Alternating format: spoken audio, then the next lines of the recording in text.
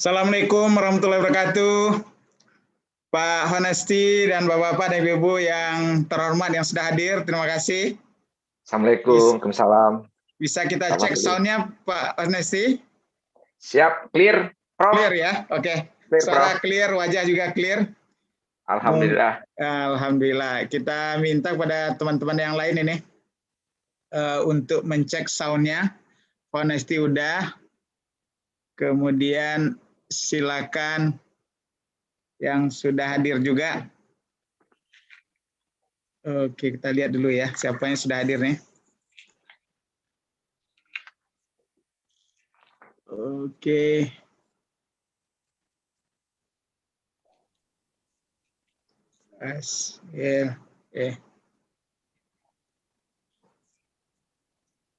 Hadir, Prof. Fazli. Ya. Sehat. Alhamdulillah. Alhamdulillah ya. Pak Arwin gimana Pak Bramades sudah bergabung? Udah, nampaknya Pak Arwin udah masuk nih. Arwin sudah ya?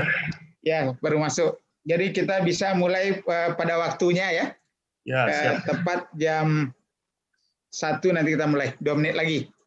Tolong dicek teman-teman kita yang sudah masuk atau yang belum, supaya urutannya tetap kita sesuaikan dengan kehadiran mereka nanti.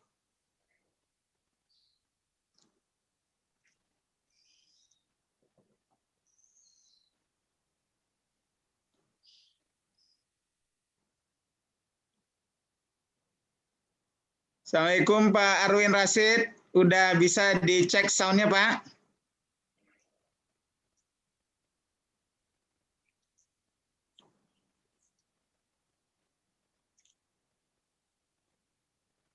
Selamat siang Pak Fazli. Selamat siang Pak Arwin, senang sekali dengar suara Pak Arwin nih. Ini ada Bung Honesty di sini. Iya. Siap Pak Arwin, siap Pak Arwin. Nih. Dua pembicara pertama kita udah hadir ini, udah lega kita. Jadi pas waktunya kita mulai nanti. Mau tunggu belakang background. Iya.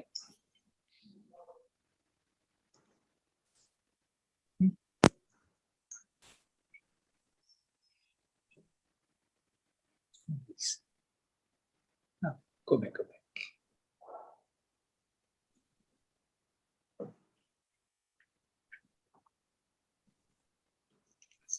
Enggak.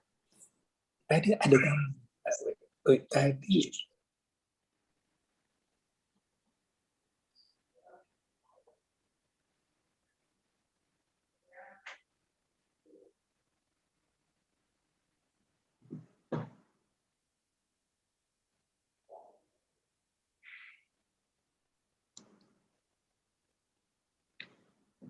Baik, Bapak-Bapak dan Ibu, tepat jam 1 untuk menghargai waktu kita mulai acara kita.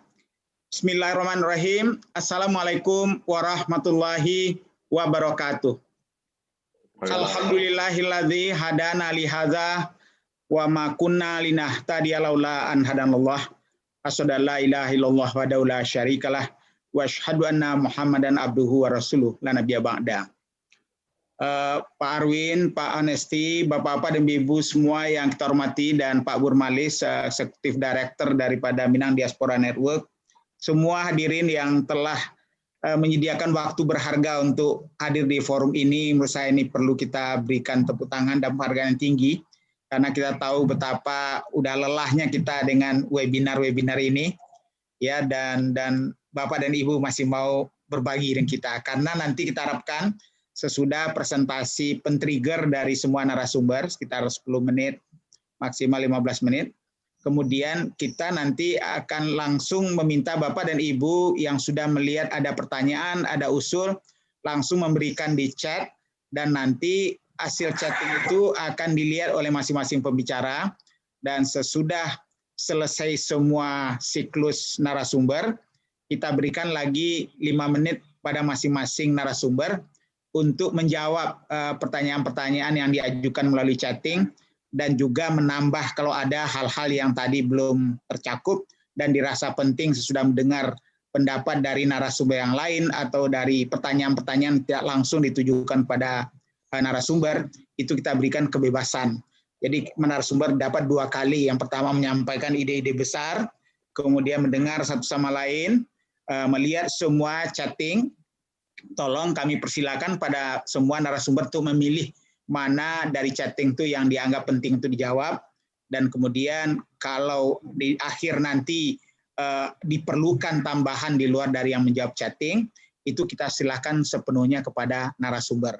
Dan kepada teman-teman yang nanti kalau waktu kita punya memang merasa bahwa ada hal yang perlu sekali disampaikan, kalau tidak disampaikan tidak bisa tidur, tolong di raise hand nanti ya, sehingga kita lihat kalau ada kesempatan kita berikan prioritas pada teman-teman kita yang sangat menginginkan agar bisa berbicara langsung dengan para narasumber dan para peserta. Bapak-bapak dan ibu-ibu yang saya hormati, tujuan kita sederhana saja. Kita udah banyak sekali melakukan webinar, baik di bidang adat, di bidang peran surau, di bidang agama, di bidang UMKM, di bidang pendidikan bukan main. Kita melakukan serial yang luar biasa. Kita sudah melakukan pelatihan kepada lebih dari 11.000 orang guru di Sumbar, bagaimana mereka menyiapkan menghadapi pandemi dan melakukan pembelajaran dari rumah yang baru bagi mereka. Dan dalam 6 bulan kita berinteraksi dengan mereka, luar biasa hasilnya, dan kita merasa bangga lah bahwa ternyata guru-guru Minang ini siap untuk menghadapi perubahan yang demikian dahsyat, dan mudah-mudahan dengan selesainya nanti pandemi ini, kehidupan tidak sama lagi, blended learning lebih membutuhkan kemampuan digital, dan guru-guru Sumbar lebih baik menyiapkan diri. Nah, Pak Arwin, Pak Onesti, kami sedang menyiapkan juga sekarang 7 rangkaian webinar dan lokakarya untuk menampung masukan dari semua penjuru dunia, termasuk dari para duta besar kita, dari tokoh-tokoh pengajar kita di luar negeri, dalam negeri, dari guru-guru, dari tokoh masyarakat yang punya yayasan, dan juga 7 perguruan tinggi yang bersejarah di Indonesia yang kita hadirkan kemarin. Luar biasa yang kita dapat, dan mudah-mudahan itu menjadi masukan nanti ke dalam penyusunan rencana pembangunan jangka menengah Provinsi Sumatera Barat bidang pendidikan. Kita menyentuh bidang pendidikan saja untuk tahun 2021-2026 yang segera akan disusun oleh gubernur baru. Dan setiap acara kita, alhamdulillah Pak Gubernur selalu hadir dan membuka dan mendengar masukan-masukan tersebut. Nah, khusus hari ini kita memang menyasar kepada anak-anak muda kita yang sedang membangun mimpinya, sedang bertanya-tanya di tengah persaingan yang makin ketat, yang penuh ketidakpastian di dunia ini, dan juga di Indonesia, bagaimana mereka menempatkan diri. Dan untuk itulah tidak lain tidak bukan tujuan kita adalah mencoba menghadirkan para CEO, para profesional kita yang sudah malang melintang, dan perjalanan hidup mereka itu sangat penting untuk diketahui oleh kita bersama, dan juga pembelajaran apa dari perjalanan hidup mereka, lessons learned apa yang bisa kita petik, dan juga kita tidak saja menghadirkan yang sangat senior seperti Pak Arwin, tapi juga yang muda-muda seperti Adinda Andari Gusman ya, yang bertempur di tataran dunia di usia yang sangat muda. Nanti kita dengar pula, dan mudah-mudahan harapan kita dari pembicaraan-pembicaraan kita hari ini dan dialog dengan para peserta melalui chatting, itu kita tetap bukukan nanti, dan kita masukkan YouTube, ini bisa diulang-ulang, bisa dilihat oleh siapa saja, dan mudah-mudahan nanti summary-nya masing-masing narasumber akan kita pilah-pilah, sehingga nanti orang tidak perlu mendengar 4 jam, tapi dia bisa kalau ingin tahu mengenai apa yang disampaikan Pak Arwin, dia langsung ke YouTube-nya Pak Arwin, dan itu juga dengan Adinda Andari dan seterusnya. Jadi untuk itu tanpa berpanjang, nanti saya perkenalkan satu-satu di awal pembicaraan mereka. kita berikan waktu kepada Pak Burmalis Ilyas, Eksekutif Director dari Minang Diaspora Network, yang bekerja siang malam ya, merekat-rekat semua jaringan orang Minang ini sedunia, yang nampaknya sudah mulai bergetar dan nampaknya sudah mau mengulurkan tangan, saling mau menjangkaukan diri, dan mudah-mudahan ini adalah kemaslahatan baik Indonesia maupun Sumatera Barat yang tidak henti-hentinya menjadi pilar utama dari Negara Kesatuan Republik Indonesia ini. Kami persilakan Pak Burmalis Ilyas. Ya, terima kasih Prof. Fazli. Assalamualaikum warahmatullahi wabarakatuh. Waalaikumsalam warahmatullahi wabarakatuh. Wassalatu wassalamu ala asyrafil anbiya'i wal mursalin wa ala alihi wa sahbihi rasulillahi ajma'in. Puji syukur kehadirat Allah Subhanahu wa taala. Salawat beriring salam kita aturkan kepada junjungan kita Nabi besar Muhammad sallallahu alaihi wasallam. Kami atas nama pengurus Minang Diaspora Network Global, sebuah jaringan perantau Minang berskala global, mengucapkan terima kasih yang sebesar-besarnya kepada Universitas Yarsi, kepada Prof. Jurnal Sudin, dan tentunya kepada Bapak Prof. Fazli Jalal selaku Rektor Yarsi dan juga pembina Minang Diaspora yang stamina luar biasa, memberikan pencerahan inspirasi kepada kita semua. Dan tentu kami mengucapkan terima kasih yang sangat besar kepada semua narasumber yang mau berbagi waktu di hari libur ini. Harusnya mereka berlibur, tapi mau berbagi dengan kita, berbagi informasi, pengalaman, berbagi ide, berbagi kiat-kiat bagaimana menjadi seorang profesional dan tentunya CEO yang sukses untuk generasi muda milenial kita. Kita alhamdulillah ada Uda Arwin Rashid, beliau ini maha gurunya CEO Minang ini. Maha gurunya, beliau malang melintang di berbagai BUMN, perusahaan-perusahaan nasional, multinasional. Kemudian ada Uda Archandra Tahar, beliau ini juga CEO perusahaan minyak di Texas, Amerika Serikat, dan kemudian menjadi Wakil Menteri SDM dan sekarang menjadi Komisaris Utama di perusahaan gas negara. Ada Uda Honesti Basir, yang paling sibuk saat ini di Bio Farma, perusahaan BUMN yang bergerak di bidang farmasi. Kemudian ada Uda Iman Rahman, salah satu direktur di Pertamina, salah satu petinggi juga di Pertamina, dan ada Uda Syahrial Mukhtar, beliau pernah menjadi corporate secretary di Pertamina, sekarang menjadi direktur di perusahaan gas negara. Ada Uda Edwin Abdullah, tadinya Deputi Menteri SDM, sekarang jadi Wakil Dirut di Angkasa Pura. Ada Pak Sarian Tampo. Jadi ada juga yang di luar negeri yang kita undang dari berbagai benua. Ada dari Timur Tengah ada Pak Tampo, pernah bekerja di perusahaan gas Qatar dan Qatar Petroleum. Kemudian ada Bundo Kandung kita, Uni Korina, menjadi direktur di perusahaan di Bank Indonesia, Bank Nasional Indonesia (BNI). Ada adik kita yang luar biasa, milenial yang luar biasa, berkiprah di perusahaan multinasional di Google, menjadi program manager di Google Asia Pasifik yang bermarkas di Singapura. Kemudian ada Uda Patra Azwar. Beliau menjadi direktur keuangan di perusahaan Goodyear di Filipina dan untuk wilayah Taiwan juga. Kemudian ada Uda Nofri Latif di Sydney, Australia. Beliau malang melintang juga di perusahaan multinasional di Amazon, di Nokia dan sebagainya. Jadi alhamdulillah ternyata bakat-bakat orang Minang ini tidak hanya di bidang entrepreneur bisnis, tapi juga di bidang profesional. Mereka juga sangat luar biasa dengan pengalaman yang sangat luar biasa. Jadi kita bangga sekali, Prof, mereka menjadi pimpinan di berbagai perusahaan-perusahaan multinasional, perusahaan nasional, BUMN. Tentu ini tidak terlepas dari pendidikan yang sangat ditekankan oleh semua orang tua pada anak-anaknya. Karena seperti yang Prof. Fazli bilang bahwa salah satu sumber utama dari masyarakat Minang ini adalah SDM, human capital. Jadi tentu saja ini membawa hasil yang sangat luar biasa bagi masyarakat Minang dan yang kemudian menjadi sukses di berbagai sektor. Tujuan kita seperti yang Prof. Fazli Jalal ini bukan glorifikasi atau gaya-gayaan, tidak. Kita bagaimana mengambil kiat-kiat sukses dari tokoh-tokoh profesional kita ini menjadi inspirasi, motivasi, edukasi, dan tentu saja ini membuat generasi muda Minang belajar banyak dari mereka. Nanti kita akan dengarkan bagaimana kiat-kiat tokoh-tokoh kita ini, bagaimana pendidikan menjadi sangat penting. Kemudian kita juga ada tokoh-tokoh yang di luar negeri. Nah, nanti kita bisa lihat perbedaan. Bagaimana peluang dan tantangan serta kesulitan yang dihadapi oleh tokoh-tokoh profesional ini, baik yang ada di dalam dan di luar negeri. Tentu juga kita harapkan profesional yang ada di luar negeri berbagi dengan kita bagaimana kesulitan atau tantangan yang mereka hadapi. Perbedaan bahasa, perbedaan hukum, perbedaan sistem politik, perbedaan agama, budaya, dan semacamnya. Jadi mudah-mudahan dengan webinar ini menjadi inspirasi dan motivasi buat kita semua. Dan insya Allah akan ada sisi-sisi berikutnya Prof. Fazli, karena sangat banyak sekali profesional kita. Kalau kita tampilkan hari ini, tentu sangat tidak mungkin. Insya Allah di sisi-sisi berikutnya, dengan topik-topik yang berbeda akan kita undang.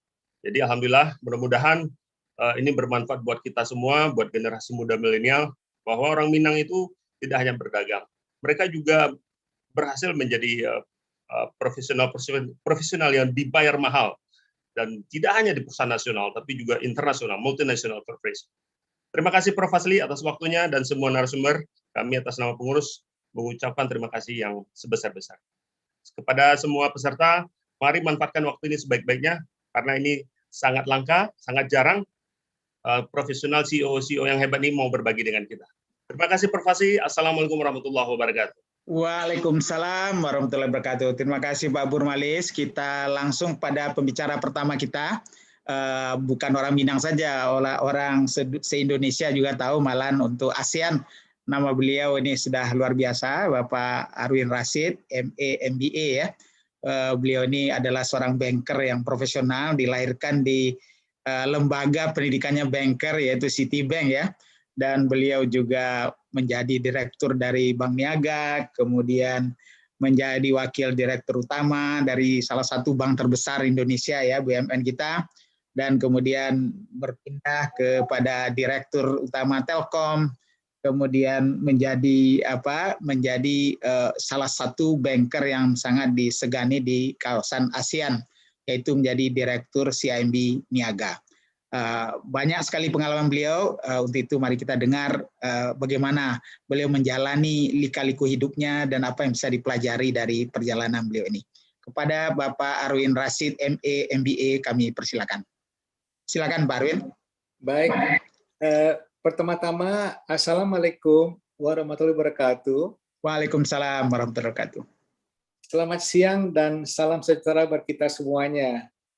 Terutama kepada Profesor Fazli Jalal, terima kasih nih menjadi pandu acara moderator, dan juga kepada Bung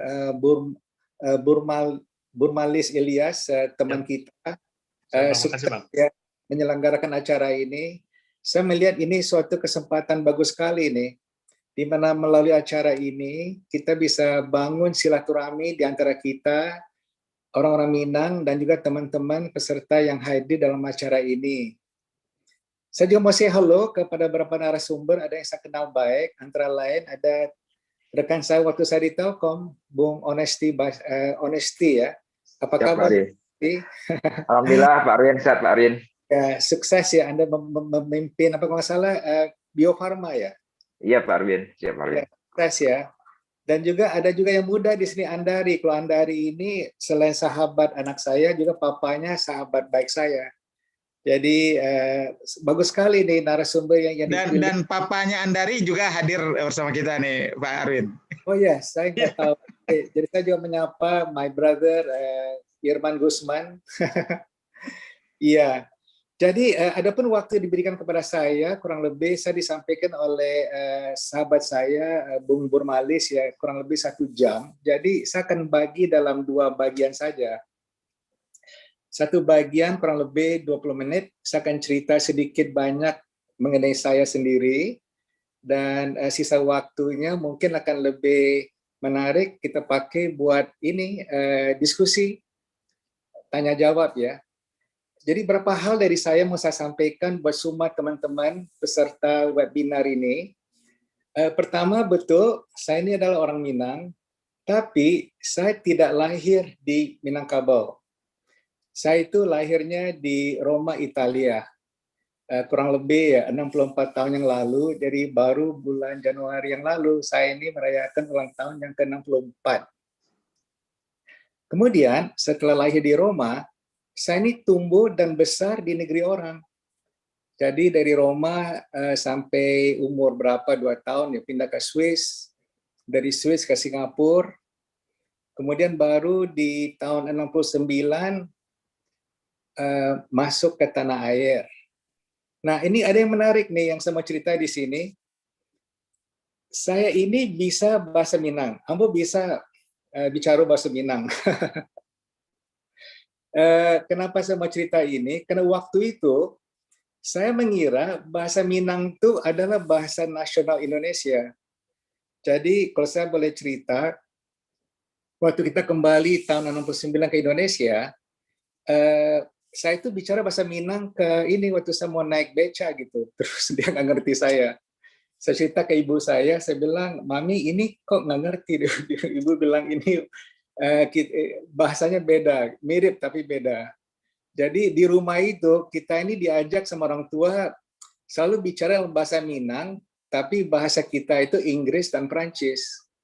Jadi saya tuh bisanya waktu kecil itu bahasa Perancis, bahasa Inggris, dan bahasa Minang. Jadi bahasa nasional kita ini baru saya bisa menguasai sejak saya mulai berada di Indonesia. Orang tua saya itu berarti Minang Tulen ya, karena ayah lahir di Pariaman, ibu lahir di Bukit Tinggi, dan walaupun saya ini besarnya nggak pernah di Minang, tapi saya mau cerita di sini ada berapa nilai-nilai budaya Minang yang saya ingat yang disampaikan oleh orang tua saya. Satu yang saya nggak lupa, ada 3 yang mau share di sini. Waktu ini istilahnya begini, di ma bumi dipijak, di sinan langit dijunjung. Jadi berarti dimanapun kita berada, we do our best. Ini cocok sekali ya dengan budaya Minang yang kita tahu semuanya bahwa banyak sekali orang Minang melakukan merantau di mana-mana. Jadi dimanapun kita berada, we do our best kan. Yang kedua yang saya mau share di sini, beraja kanan manang, mancontoh kanan sudah. Saya rasa ini juga cocok sekali ini. Kalau kita lihat orang sukses ya, coba kita belajar dari dia kenapa dia sukses. Kadang-kadang saya prihatin ya di Indonesia ini kadang-kadang ya kalau kita suka dengar banyak orang itu suka sirik ya atau iri melihat orang sukses. Kalau di Amerika, di Eropa ya, kalau kita lihat ada pengacara sukses, ada pengusaha sukses, kita coba belajar apa sepak terjangnya dia sampai dia menjadi sukses. Kadang-kadang di kita di sini, oh pantas dia sukses, bapaknya kan ini yang narik dia, oh pantas dia sukses, dia kan jago melobi, jago ada dekat dengan petinggi ini, petinggi itu, partai ini, partai itu. Jadi lihatnya itu selalu dari segi agak-agak miring begitu. Padahal ada nilai bahasa Minang, beraja kena manang. Jadi orang yang winner itu berhasil, kita belajar dari dia. Dengan open mind, dengan positive thinking begitu. Dan mencontoh kanan sudah. Itu berarti bahwa tidak hanya dari orang sukses kita bisa belajar, itu pun bisa belajar dari orang-orang yang belum berhasil. Bukankah kegagalan atau yang tidak berhasil itu menjadi pelajaran yang sangat berharga yang bisa kita pakai, moga-moga nggak terulang pada diri kita juga begitu. Jadi oleh karena itulah saya rasa ini suatu nilai yang saya rasa sangat relevan sampai hari ini juga. Dan kalau dipikir-pikir ya, sebenarnya masyarakat Minang ini sebenarnya adalah masyarakat yang demokratis. Dan ada nilai Minang juga yang kita semuanya suka dengar, sayu sakato, duduk sama randa, tagak sama tinggi. Itu kan berarti bahwa kita lebih ke apa tuh ya, istilahnya itu egalitarian ya, bukan feodalisme begitu.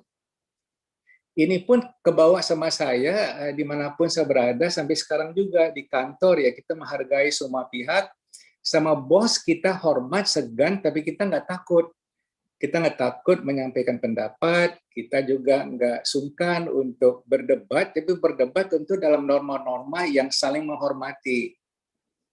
Saya juga tahu bahwa di dalam alam kita ini, kalau kita berdebat sama bos, kalau cara kita itu nggak pandai, ya itu juga bisa mempengaruhi karir kita kan. Tapi tetap nilainya itu relevan kok. Kita tetap harus keluarkan pendapat kita, tapi dengan dalam suatu suasana yang saling menghormati, saling menghargai begitu. Jadi pada intinya, saya ini sangat bersyukur, saya ini adalah orang Minang, walaupun saya nggak pernah besar di Minang. Saya bukan lahir di Minang, tapi saya meyakinkan sahabat-sahabat saya di dalam ajang pertemuan ini bahwa orang tua saya itu Minang Tulen. Bahasa yang saya pelajari itu bahasa Minang, baru bahasa Indonesia. Selain bahasa Inggris dan Perancis saya udah banyak lupa sekarang. Dan pada intinya ya, semoga ke depan ya melalui acara ini kita bisa terus bangun silaturahmi. Saya rasa itu saja background dari saya, karena saya juga justru mengharapkan ya melalui diskusi, tanya jawab ya, kita bisa makin banyak kesempatan yang bisa kita berikan. Terima kasih. Terima Baik. kasih kesempatan ini. Pak Arwin, ya sambil menunggu yang lain dulu Pak Arwin. Pak Arwin kan menjalani ya dari di mana dulu orang sangat kaku dengan standarisasi, sangat kaku dengan sertifikasi, linearitas. Sekarang dengan VUCA ini kan berubah total nih Pak Arwin.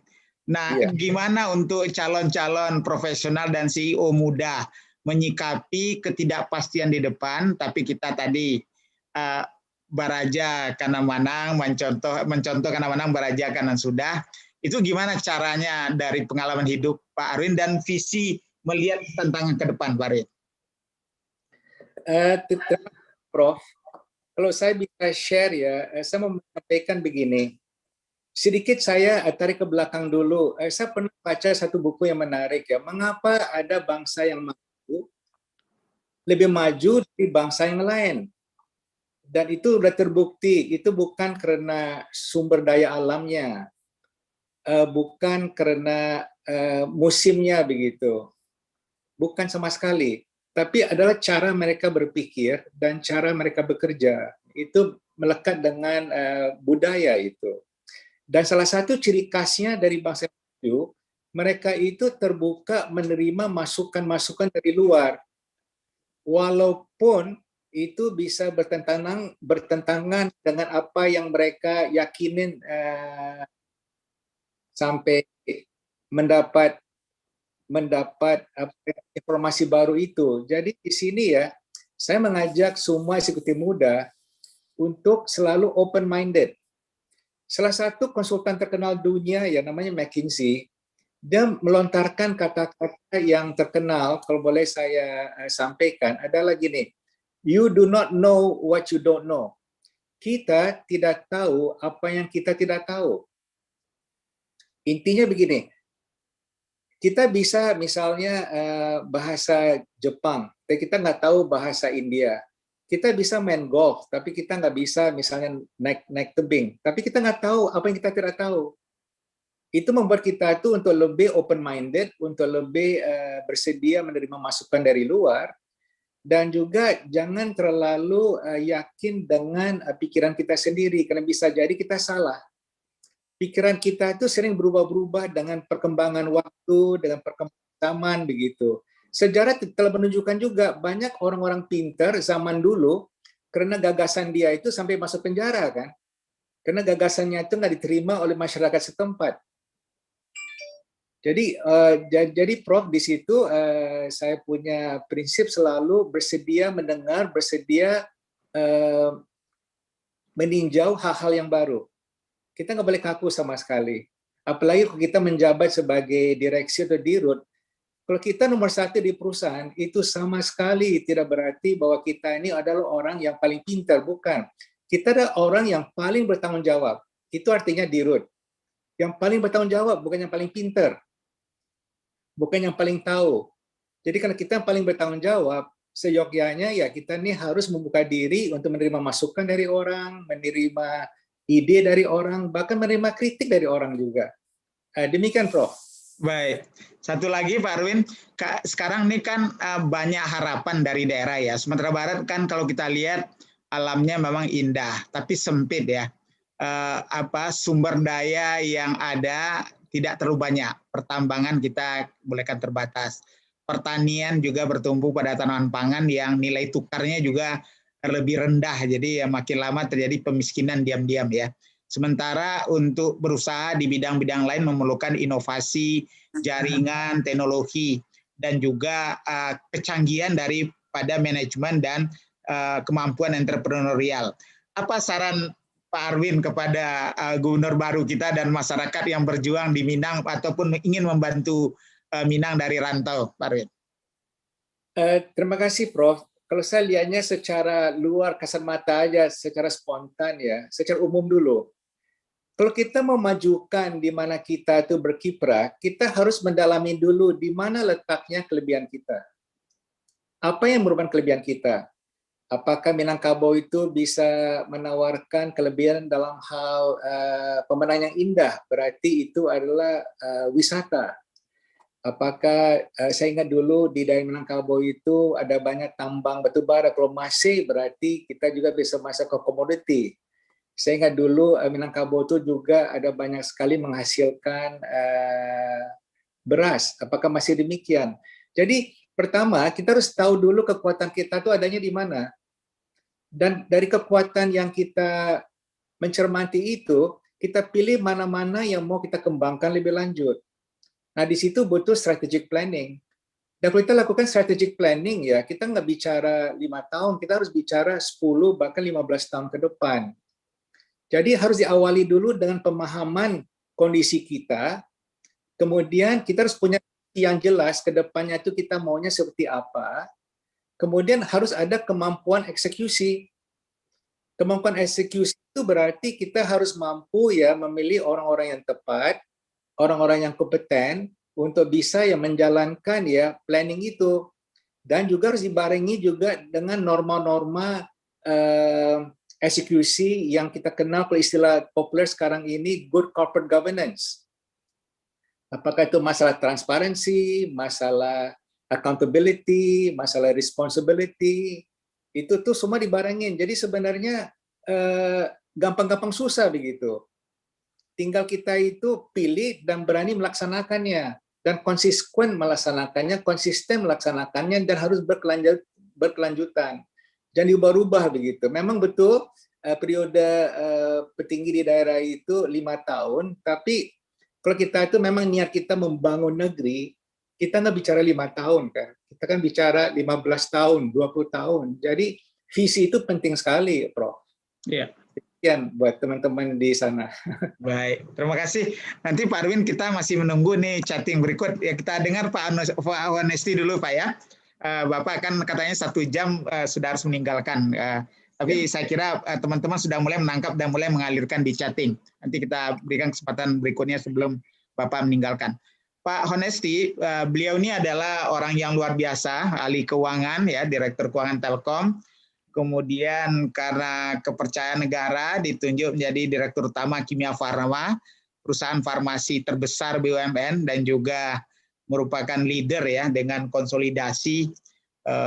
Saya melihat sendiri gerakan beliau, dan kemudian beliau diminta juga diberi amanah menjadi Direktur Utama PT Bio Farma. Bio Farma ini adalah nanti akan menjadi holdingnya perusahaan-perusahaan farmasi. Jadi beliau ini menguasai semua farmasi BUMN kita. Dan tambah lagi karena COVID, posisi strategis dari Bio Farma menjadi sangat dominan ya, karena ini tumpuan bangsa lah. Dan bagaimana Bio Farma juga mengembangkan vaksin merah putih ya, dan juga bersinergi dengan perusahaan-perusahaan besar. Beliau juga diminta oleh banyak alumni ITB ya, untuk mau maju menjadi salah satu calon ya. Kita doakan mudah-mudahan sukses ya. Karena alumni ITB akan bangga juga dipimpin beliau nanti. Karena itu kami persilakan pada Pak Honesty. Silakan Pak. Terima kasih Prof. Fasli Jalal. Assalamualaikum warahmatullahi wabarakatuh. Waalaikumsalam. Selamat siang, salam sehat buat kita semua. Yang saya hormati Bang Burmalis, ini Eksekutif Direktur Minang Diaspora. Tentunya juga coach saya, mentor saya Pak Arwin Rashid. Saya lumayan dulu ada di bawah kepemimpinan Pak Arwin Rashid, banyak pembelajaran yang saya dapat. Ada satu ini yang menarik juga tuh, kalau di BUMN itu Pak Fasli. Karena kita belajarnya selalu ngomongnya how to be a leader gitu kan. Karena kadang-kadang ini menyesatkan gitu kan. Tapi itu saya robah. Waktu zaman Pak Arwin itu saya prinsip saya ngomongnya how to be a follower gitu. Karena kita tidak akan pernah menjadi leader yang bagus kalau kita tidak telah belajar menjadi follower yang bagus gitu kan. Artinya ada loyalitas yang harus kita inikan, dan juga bagaimana kita bisa mengeksekusi ya semua yang sudah diputuskan oleh pimpinan kita. Ini menurut saya sih ini yang banyak kadang-kadang kita sudah cukup cukup bias ya pada saat kita pengen menjadi leader itu. Kita nggak pernah belajar jadi follower yang baik, tapi semua orang pengen jadi leader gitu ya. Oke, itu intermezzo aja. Terima kasih Pak Fasli kesempatan ini. Jadi ini saya juga sharing lah ya sebagai orang yang dibesarkan dalam adat Minang ya, karena saya sendiri memang lahir di Padang.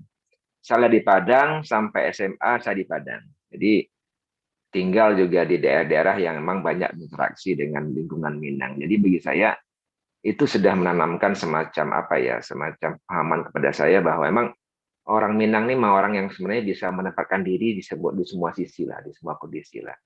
Saya ingat itu. Dan juga orang yang sangat tenggang rasa ya, banyak pembelajaran musyawarah mufakat yang saya pelajari selama saya belajar waktu itu dari kecil lahir sampai akhirnya saya selesai SMA dan pindah ke Bandung untuk melanjutkan kuliah. Ada peribahasa pantun kalau nggak salah, saya masih ingat tuh. Kalau paku asam balimbiang, tampuruang lenggang-lenggokkan. Anak di pangku kemanakan di bibiang, orang kampung dipatenjangkan. Nah, ini pembelajaran leadership menurut saya. Bagaimana kita bisa menempatkan diri pada situasi manapun, apakah pada saat kita berada jadi bagian dari komunitas, apakah pada saat kita menjadi pimpinan dari komunitas ataupun korporasi. Bahwa pada prinsipnya itu kita harus mampu menjadi orang yang bisa menempatkan diri pada situasi apapun ya. Sebagai seorang leader, ya kita harus mampu mengayomi. Sebagai seorang leader, kita harus mampu menjadi role model. Nggak mungkin kita bisa melakukan transformasi sebagai kalau contoh korporasi gitu ya. Kalau kita sendiri tidak mampu menjadi orang nomor satu, menjadi role model untuk melakukan transformasi ataupun perubahan tersebut. Jadi memang menurut saya sih filosofi yang ada di tanah Minang itu banyak mempengaruhi warna hidup dan juga warna kepemimpinan saya gitu. Apalagi juga karena tradisi orang tua saya juga di sana, mereka berkiprah berkarya sampai mereka wafat. Jadi menurut saya tradisi Minang itu sangat mewarnai. Malah kalau sampai sekarang pun Prof, kalau saya bicara seperti ini orang selalu bisa nebak. Honestly pasti orang Padang karena dialek itu masih sangat kental gitu kan.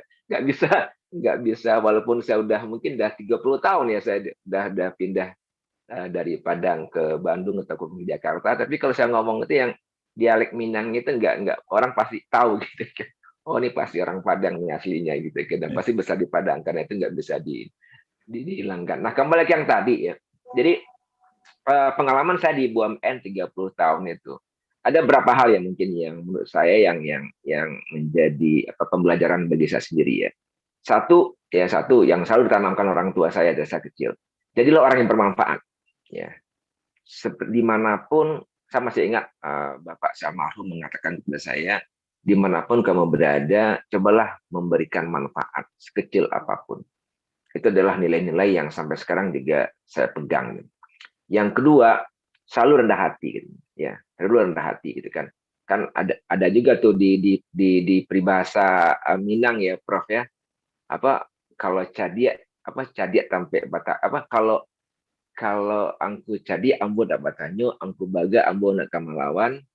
Ada juga peribahasa yang lain mengatakan si buta palape badia, si bisu pan belasok, Pak. Bukan gitu. Artinya apa? Artinya kita mah harus menjadi orang yang berguna ya sesuai dengan apa yang bisa kita lakukan sekecil apapun. Itu filosofi di Minang kan. Semua orang itu bisa memberikan kontribusinya. Ini filosofi yang saya pegang sampai sekarang. Saya pindah dari telco 23 tahun di telco Pak Fasli, tiba-tiba dipindah ke industri farmasi. Yang terus terang jujur, saya nggak tahu sama sekali industri itu seperti apa gitu. Ya kan? Telco pindah ke farmasi. Tapi jujur saya akuin ke teman-teman saya. Yang saya miliki hanya satu, keinginan saya untuk bisa berkontribusi untuk industri farmasi Indonesia, terutama brand farmasi. Jadi nggak sok tahu, nggak tahu kan itu seperti apa gitu kan, dengan 180 derajat. Tapi belajar dengan cepat. Nah itu juga saya belajar dari Pak Arwin. Pak Arwin itu dari bankers, ya tiba-tiba masuk ke industri telco yang juga berbeda, tapi dia bisa melakukan switch itu dengan paradigm cara berpikir dengan cepat. Saya juga belajar banyak dari beliau gitu kan. Jadi belajar dengan cepat apa sih sebenarnya yang dibutuhkan oleh industri ini. Gitu. Nah, kemudian dari kimia farma, dari Telkom pindah kimia farma, pindah lagi ke bio farma, baru 2 bulan pandemi. Nah, ini kan, jadi kita berhadapan pada situasi yang memang kadang-kadang itu membuat kita harus beradaptasi dengan cepat. Itu juga nih, menurut saya sih, orang Minang itu orang yang sangat bisa beradaptasi dengan cepat, Prof. Itu pengamatan saya. Teman-teman saya banyak seperti itu, mereka berubah posisi, berubah industri, berubah pekerjaan. Tapi saya lihat mereka itu mampu beradaptasi dengan cepat, gitu kan. Karena mungkin filosofi itu sudah diajarkan kepada kita dari kecil. Jadi banyak pembelajaran yang Pak Fazli yang saya dapat ya sebagai orang Minang sendiri, dan saya bangga untuk itu. Banyak pembelajaran itu yang udah ada di adat Minang itu sendiri, gitu kan. Adat Basandi Sarak, Sarak Basandi Kitabullah itu kan mengajarkan kita tentang akhlak, tentang integritas, gitu kan ya. Yang tadi saya sampaikan ya, anak di pangku kemanakan dibimbing, orang kampung dipatenggangkan, itu juga menggambarkan bagaimana kita harus bisa memposisikan diri kita dimanapun kita berada. Dan banyak lain lah, menurut saya sih, apa yang saya pelajari dari gaya kepemimpinan Minang itu sendiri yang mewarnai diri saya sampai ada pada posisi ini. Dan yang terakhir mungkin masalah kolaborasi. Tadi Pak Prof. Fazli mengatakan kondisi pandemik ini memang luar biasa. Itu pembelajaran yang luar biasa bagi kita bahwa memang kita nggak bisa sendiri lah. Kita butuh kerjasama dari orang lain, gitu kan. Bahkan Amerika pun sebagai negara terkaya, negara terhebat pun dia juga mengalami permasalahan sendiri kan. Dia juga butuh bantuan dari yang lain. Nah, inilah sebenarnya kolaborasi, inilah kata kunci menurut saya bagaimana nanti kita bisa mengoptimalkan kolaborasi ini. Dalam konteks Minang ya Prof ya, Minang diaspora, orang-orang Minang yang sudah tersebar dimanapun ya di seluruh dunia ini, kalau kita bisa bikin satu jejaring ya dan kita mengoptimalkan kredensial mereka yang udah ada, terus kita bawa konsep-konsep itu ke Sumbar ya. Kita serahkan ke pemerintah, kita bikin ruang-ruang diskusi, apa sih sebenarnya yang aspirasi orang Minang di luar terhadap Sumbar sendiri. Karena Sumbar ini kan juga memiliki kekuatan yang luar biasa sebenarnya, gitu kan ya. Banyak orang Cadiak Pandai dulu tuh founding father dari Indonesia ini adalah orang Sumbar, gitu kan. Nah, ini kan kita harus mampu nih. Saya tidak mengatakan itu membangkitkan Batang Tarandam ya, tapi untuk saya sih potensi-potensi dari semua orang Minang yang ada dimanapun berada, ini harus kita gali lagi, dan kalau bisa kita bikin semacam jejaring yang sudah dilakukan oleh Bang Purmalis ini lumayan. Ini kan luar biasa, gitu kan ya. Kita bikinlah semacam platform digital yang bisa membuat semua database dan kredensial dari semua orang Minang hebat itu. Sehingga nanti akan ada pengelompokan keahlian, gitu kan. Dan nanti kita serahkan ke pemerintah di Provinsi Sumbar, ke Pemprov, apa sih permasalahan yang di Sumbar nih? Ada loh sekumpulan orang-orang Minang dimanapun mereka berada, dan mereka sudah siap dengan segala keilmuan mereka, siap dengan segala kiprah mereka di industri, di masalah sosial, pendidikan, dan segala macam. Saya pikir kalau ini bisa kita lakukan secara bersama-sama dalam konsep kolaborasi tadi, insya Allah kita bisa melakukan semuanya. Demikian Prof, yang bisa saya sampaikan sebagai pembuka. Terima kasih. Baik, satu pertanyaan nih Pak Onesti ya. Siap, Prof. Orang banyak juga skeptis ya, orang Minang ini kan terlalu egaliter. Sehingga kadang-kadang ada asumsi kalau bosnya orang Minang, agak segan dia bawahannya orang Minang gitu ya. Karena jangankan mendukung, kadang-kadang malah memperberat kepemimpinan itu, karena merasa kesamaan tadi ya kan. Kalau pemimpin itu hanya didahulukan selangkah, kalau dia ditinggikan seranting gitu, dan ini kadang-kadang tadi bagaimana menjadi follower yang baik ini kan menjadi terganggu nih. Nah, pengalaman Pak Nosti yang panjang tuh apa pesan kita kepada anak-anak muda kita kira-kira yang kadang-kadang merasa dalam ekosistem budaya yang tadi yang disebut-sebut orang, yang tentu ini anekdotal ya, tidak evidence based ya, tapi perlu kita perhitungkan. Gimana Pak Nosti? Makasih Prof. Ya, saya pikir dunia itu berubah ya. Kita juga harus mampu beradaptasi dengan perkembangan yang terjadi ya, dinamika industri ya, masalah teknologi, digitalisasi segala macam. Jadi menurut saya sih bahwa itu ada, ya itu wajar terjadi. Tapi buat anak-anak muda, milenial Minang yang sekarang sebenarnya yang penting itu adalah performansinya aja sih ya. Bagaimana mereka bisa menunjukkan bahwa mereka memang ada pada level yang bisa berkontribusi lebih.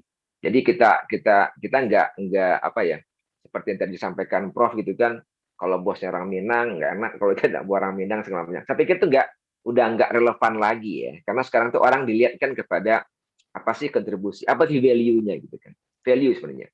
Value sebagai personal itu apa yang bisa dioptimalkan dan diberikan buat perusahaan atau buat komunitasnya. Kalau saya sering ngomongnya gini, Prof, kalau di perusahaan, ya, makin lama kita bekerja itu bukan makin senior, tapi makin punya value. Nah, inilah sebenarnya kan yang harus jadi pembeda kita kan. Ini yang saya sampaikan juga di perusahaan, di kantor juga banyak sih teman-teman Minang. Saya bilang bukan karena seorang Minang terus Anda mendapat privilege, mendapat semacam ini. Khusus kan enggak, tunjukkan promansimu bahwa dunia inilah dunia persaingan yang semua orang dilihat dengan ya kamu punya value apa enggak. Kalau kamu punya value udah bisa kontribusi ya kamu akan bisa. Tapi kalau seandainya kamu nggak punya value, kamu belajarlah untuk menemukan value-nya sendiri. Demikian Prof yang bisa saya sampaikan. Baik, satu lagi Pak Onesti, ini kan dampak COVID ini kan luar biasa ya. Dan Pak Onesti kan di tengah itu ya, di tengah pusaran analisa data, proyeksi dampak, kemudian kebijakan apa. Kira-kira apa pesan atau saran Pak Onesti bagi anak-anak muda kita yang sedang menyiapkan karirnya, tapi dengan COVID ini kan ada disruption yang besar ya, ada ketidakpastian. Apa pegangan minimal mereka, Pak Onesti? Ya, menurut saya sih kita harus siap dengan segala kondisi apapun ya, karena ini kan pandemi ini kita juga nggak akan tahu akan berakhir kapan gitu kan. Apakah akan setahun atau 2 tahun, dan juga kita nggak tahu apakah ya mudah-mudahan sih nggak ada ya. Nggak akan ada lagi namanya SARS-CoV berikutnya, mudah-mudahan nggak ada ya kalau ini dianggap sebagai 1 tahun kan. Tapi kondisi sekarang itu tadi Pak Prof mengatakan VUCA tadi kan, memang uncertainty itu tinggi gitu kan. Jadi memang kita harus siap dengan segala kondisi apapun. Artinya apa? Ya anak-anak muda itu mereka juga harus siap memperkenalkan diri mereka itu tidak hanya sebagai diri sendiri, Pak. Mereka juga harus mampu berkolaborasi dengan yang lain, ya. Karena emang nggak mungkin kita melawan semua permasalahan sendiri, ini nggak mungkin ya. Artinya kita harus bisa menutup kelemahan kita dengan kekuatan yang kita bawa dari orang lain. Jadi kolaborasi dan strategi kata kuncinya. Jadi menurut saya sih jangan kadang-kadang kita kan gini. Kita sombong untuk mengatakan kelemahan diri kita sehingga kita coba lakukan itu sendiri semua kan, nggak akan mungkin gitu loh. Zaman ke depan itulah zaman kolaborasi ya. Kalau kita nggak bisa melakukan kolaborasi, kita nggak bisa melakukan sinergi, ya kita akan terlindas. Nggak mungkin lah, apalagi dengan pandemi yang luar biasa ini. Saya katakan tadi di depan ya, even Amerika pun nggak akan sanggup dia gitu kan untuk melawan itu sendiri. Dia butuh orang lain gitu kan. Nah, kita juga dalam konteks individual juga seperti itu. Jadi jaring, networking ya, komunikasi itu harus digalang dengan siapapun. Even dengan kompetitor kita terkuat pun, ya kan? Justru itu yang bagus kan, karena kita udah saling tahu kekuatannya. Jadi kata kuncinya itu, Prof, menurut saya sih ke depan itu memang kita harus mampu kolaborasi ya untuk bisa kita lebih agile lah, kita bisa resilient kita untuk menjawab tantangan gitu. Terima kasih Pak Onesti. Silakan nanti teman-teman ya, Pak Onesti juga hanya 1 jam bersama kita. Kalau masih ada nanti pertanyaan kita alirkan ke beliau. Baik, kita lanjutkan kepada Pak Iman Rahman. Beliau ini mendapat pendidikan di Inggris ya, dan banyak bergerak di perusahaan-perusahaan sekuritas. Kemudian berpindah ke berbagai pengalaman di Pelindo ya, yang juga sangat unik. Dan terakhir adalah menjadi salah satu petinggi kita di Pertamina. Kami persilakan Pak Iman, silakan Pak. Baik, bismillahirrahmanirrahim. Terima kasih Prof. Bismillahirrahmanirrahim. Assalamualaikum warahmatullahi wabarakatuh. Selamat siang Bapak Ibu semua, terutama Pak Arwin Rashid, Pak Onesti Basir yang saya lihat di sini. Ini senior saya Pak di BUMN, ada Pak Edwin Abdullah juga. Mestinya tadi saya pikir schedule saya Prof setelah Pak Edwin Abdullah, karena beliau dulu deputi saya di Kementerian BUMN di Pelindo. Jadi mungkin saya nggak berpanjang-panjang karena Pak Onesti udah lengkap saya rasa. Saya ikut tadi Pak Onesti apa yang disampaikan beliau. Mungkin bagi kami, saya ini sedikit mungkin latar belakang bahwa kami ini justru orang Padang yang merantau, Prof. Jadi kakek saya justru zaman PRRI merantau ke Pekalongan, jadi mungkin lebih banyak bahasa Jawanya. Sementara kakek dari pihak ibu merantau ke Jakarta tahun 60-an. Jadi memang secara saya memang tidak sekolah di Jakarta, bahkan saya tidak sekolah di Padang, tapi tetap bangga sebagai orang Minang. Jadi oleh sebab itu Mungkin saya akan mulai dari hanya 4 hal yang ingin saya sampaikan di sini untuk Bapak Ibu sekalian, Prof. Yang pertama, saya coba melihat apa yang dulu saya terima di zaman orang tua saya, nenek saya dahulu terkait dengan petatah petitih dari budaya Minang yang selalu saya ingat. Jadi saya diajarkan dengan beberapa budaya, terutama pepatah. Yang pertama adalah, yang selalu saya ingat adalah mungkin mengenai tak kurang nak di luar, taimpia nak di ateh. Jadi pertama mohon maaf bahasa Padang saya karena sebagian besar hidup saya bahasa Jakarta, bahasa Indonesia, dan hanya mungkin mendengar, jadi pasif bahasa Padang saya. Yang mungkin secara artinya sebagian besar sudah tahu bahwa secara garis besar kegagalan apapun hendaknya kita makin berusaha dan jangan pernah putus asa. Jadi itu memang yang juga menandasi bagaimana saya bersikap selama ini, bahwa saya tidak pernah melihat kegagalan. Di dalam filosofi saya cuma ada 3 hal yang tidak bisa dirubah. Yang pertama adalah mengganti orang tua.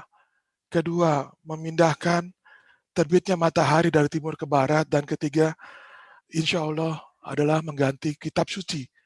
Dan mungkin ada yang keempat, yaitu mengganti istri. Tapi saya belum berani mengganti istri, Prof. Bapak Ibu sekalian. Jadi, lalu ada pepatah yang kedua yang juga saya terkenang zaman saya kecil, yang disampaikan orang-orang tua kami dahulu adalah, baraja kanan manang, contoh kanan sudah. Artinya, kita belajar kepada orang yang sukses dan tidak pernah malu untuk bertanya mengenai pengalaman orang lain. Kita diciptakan memiliki 2 telinga dan 1 mulut untuk lebih banyak mendengar daripada berbicara. Jadi jangan pernah menganggap kita lebih tahu atau lebih pintar dibandingkan dengan orang lain. Bahkan orang yang lebih muda atau secara finansial mungkin di bawah kita. Jadi karena kita percaya bahwa, saya terutama sangat percaya bahwa setiap orang punya pemikiran yang berguna bagi kita di kemudian hari. Jadi selalu dalam perjalanan karir saya sampai sekarang yang disampaikan oleh Prof tadi, bahwa saya selalu belajar di tempat manapun. Dan kalau mungkin ingin saya sampaikan bahwa tadi disampaikan bahwa ketika di BUMN ini biasanya saya memang ini karena mungkin juga waktu Pak Edwin dulu deputi, saya di Pelindo 2 hanya 2,5 tahun, lalu dipindahkan oleh Pak Edwin ke Pelindo 1, itu 10 bulan, dan saya menjadi CEO di PPA, PT Perusahaan Pengelola Aset, itu 10 bulan. Dan sekarang ini baru 9 bulan di Pertamina. Jadi artinya apa? Dengan jabatan yang beragam, dari direktur keuangan, dari direktur utama maupun sebagai direktur pengembangan bisnis, ini sangat berbeda sekali job description-nya, dan ini saya selalu berusaha untuk belajar. Dan apa yang saya lakukan selalu, Prof, adalah bahwa saya menemui ya mantan-mantan direktur keuangan, mantan-mantan CEO, orang sebelumnya, untuk belajar, untuk mendengar. Dan yang saya lakukan selama ini adalah saya berusaha untuk tidak menyalahkan orang lain. Jadi kita tidak menyalahkan apa yang dilakukan pendahulu kita, dan saya selalu sampaikan kepada tim saya bahwa apabila kalian menganggap bahwa direktur sebelum saya lebih baik, itu bukan berarti salah mereka, Prof. Yang salah saya. Kenapa? Karena sebagai penerus, kita ini harus lebih baik. Kalau kita lebih buruk, yang salah bukan yang bilang bahwa kita lebih buruk, tetapi kita yang tidak bekerja lebih keras. Tetapi kalau kita disanjung karena kita lebih baik dari pendahulu kita, itu bukan sanjungan, karena seharusnya lah kita lebih baik daripada yang sebelumnya. Yang ketiga adalah, saya ingin sampaikan sedikit yang mungkin di pengalaman, sharing, mungkin mohon izin, ini bukan ria, tapi tanpa sengaja pernah saya lakukan ketika saya tamat sekitar 30 tahun lalu. Saya mulai bekerja tahun 98 ketika di Dana Reksa. Saya tamat sekolah, Prof. Izin sharing ya, Prof dan Bapak Ibu sekalian. Ketika itu umur saya 26 tahun, masih fresh pulang dari sekolah. Hari kedua bekerja di Dana Reksa, saya melihat, saya keliling sekitarnya, bahwa di situ adalah bahwa di industri kami, industri sekuritas, itu memang penuh tantangan, Prof. Jadi biasanya kalau kita masih eksekutor, artinya level kita mungkin direksi 2 layer atau 2 level di bawah direksi, itu masih disebut eksekutor dan perlu jantung yang lebih karena kita berhubungan terkait dengan jumlah uang yang besar dan risiko yang besar. Lalu saya berniat saat itu, saya bilang pada waktu saya umur 26 tahun, saya bilang, mungkin mohon maaf kalau ini dianggap ria, kalau di umur 40, saya tidak menjadi direksi, saya akan keluar dari dana reksa, bahkan saya akan keluar dari industri ini. Kenapa? Penyakit yang terjadi di sektor sekuritas ini adalah biasanya sakitnya kalau nggak lever, sakit jantung, ya, dan yang lain-lain yang berat-berat. Karena kami biasa begadang, bekerja tanpa wanti. Mungkin Pak Arwin tahu persis lah di sektor perbankan, bagaimana di awal-awal kita bekerja sangat keras, apalagi saya mulai bekerja di saat-saat setelah krisis moneter ya tahun 98, 97, 98. Nah ini yang saya niatkan di awal. Dan alhamdulillah saya nggak tahu, ini saya cuman ketika baru terjadi di tahun 2010, ketika saya pindah ke Mandiri Sekuritas, ketika umur saya 38, saya menjadi direktur di perusahaan sekuritas itu. Direktur banking, mungkin telah sampaikan oleh Prof. Yang ingin saya sampaikan di sini bahwa ternyata ketika bekerja itu adalah niat, Prof. Sama juga ketika sholat, kan sholat kita juga dimulai dengan niat. Jadi ternyata itu yang tanpa saya sadari, tentu saja ketika niat itu hanya dalam hati, saya sampaikan, itu diijabah oleh Allah.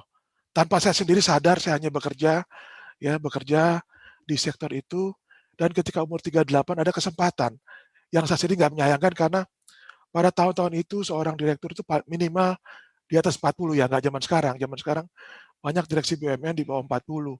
Tetapi ketika kita tahun 2010, rata-rata direksi BUMN itu di atas 40.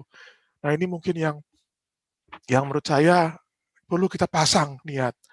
Ya ini mungkin message buat yang baru mulai juga bekerja, Prof, bahwa ternyata kita juga berpasang niat untuk bekerja. Apa tujuan kita dari pekerjaan itu? Ya jadi tujuannya seperti apa, dan kita tahu diri bahwa kalau kita sampaikan tadi oleh Pak Onesti, kalau kita nggak mampu bersaing, mungkin kita mesti melihat lagi apakah pekerjaan ini cocok buat kita. Dan mungkin izin Prof yang keempat atau yang terakhir, saya ingin sampaikan sedikit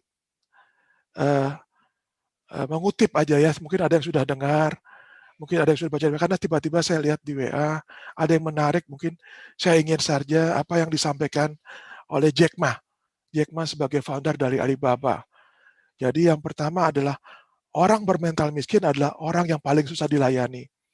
Diberi sesuatu peluang dengan gratis, mereka pikir jebakan.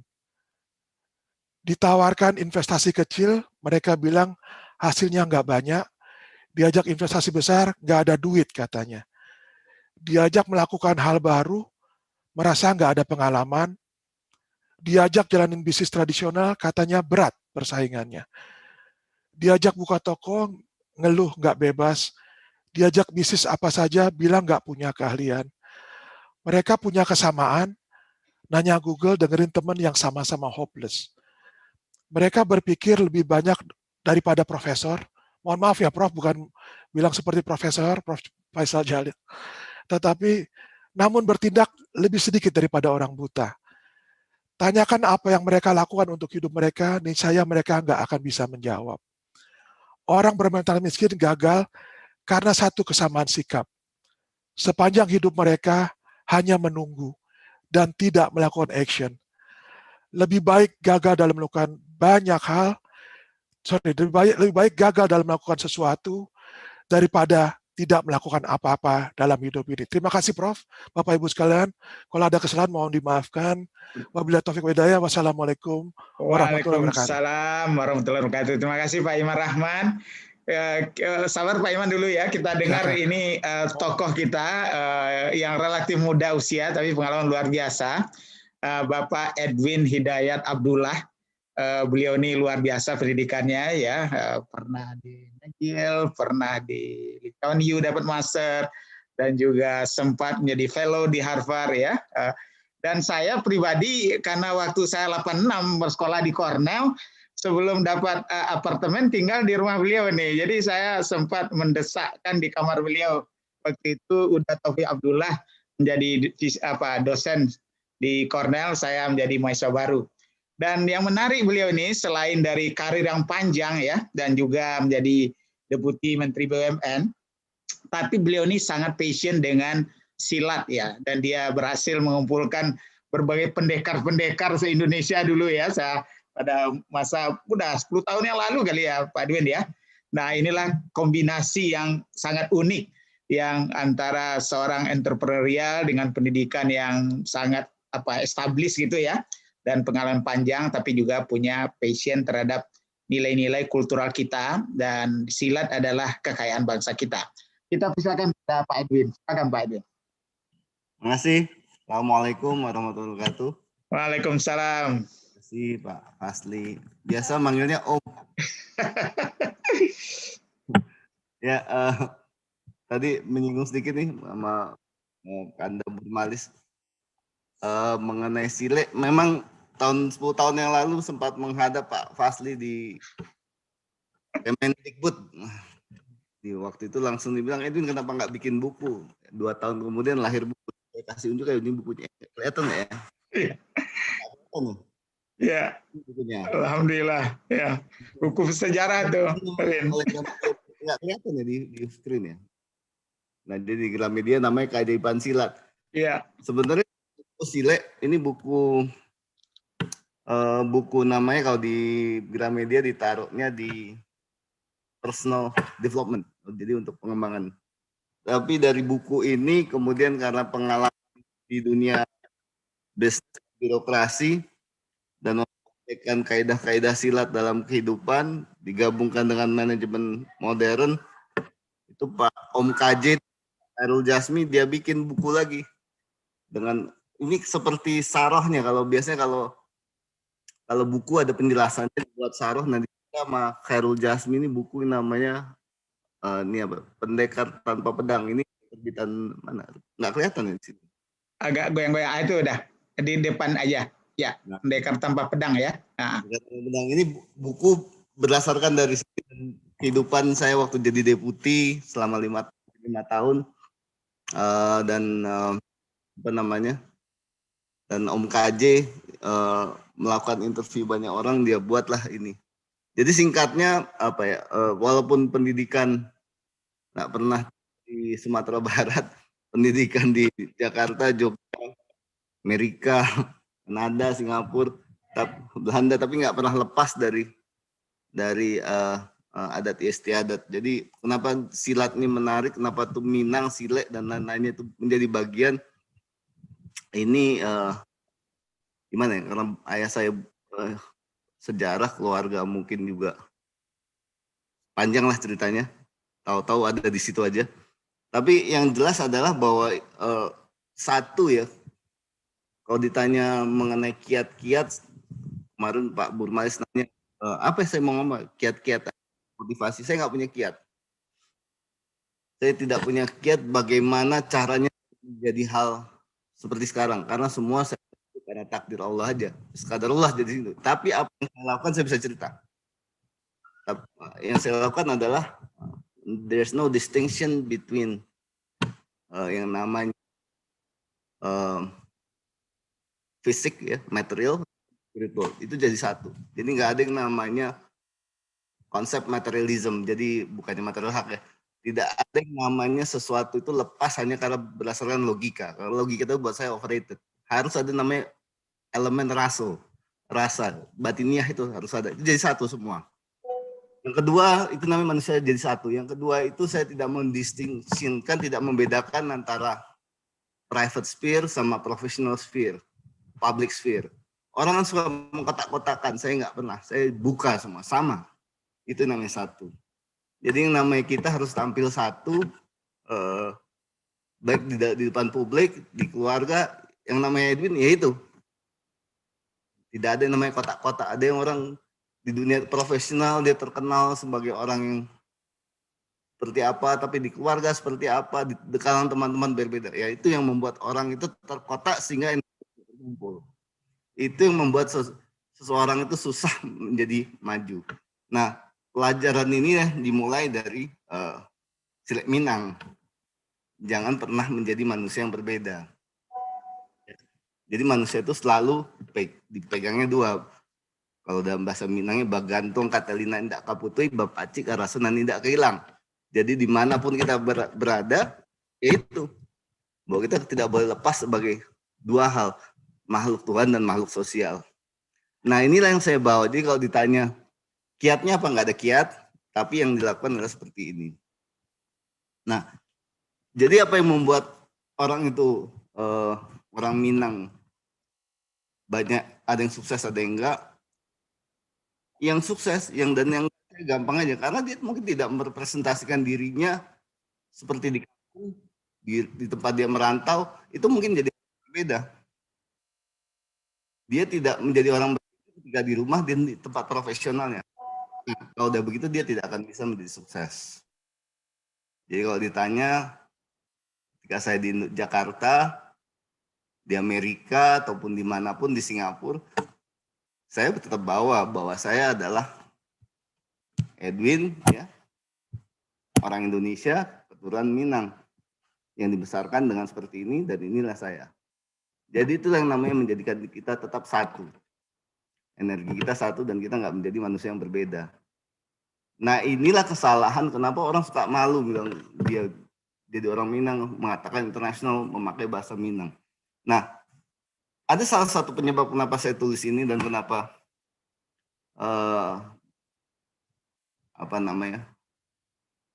saya tidak pernah malu mengatakan orang Minang, saya tidak pernah malu mengatakan saya belajar banyak dari Silek Minang dalam kehidupan pribadi, profesional, saya saya pergunakan. Karena ternyata old wisdom dari kita ini, dari budaya Minang, dan juga itu banyak digunakan dalam teori manajemen modern. Yang paling saya senang itu melihat ada ketika bicara mengenai teori konflik.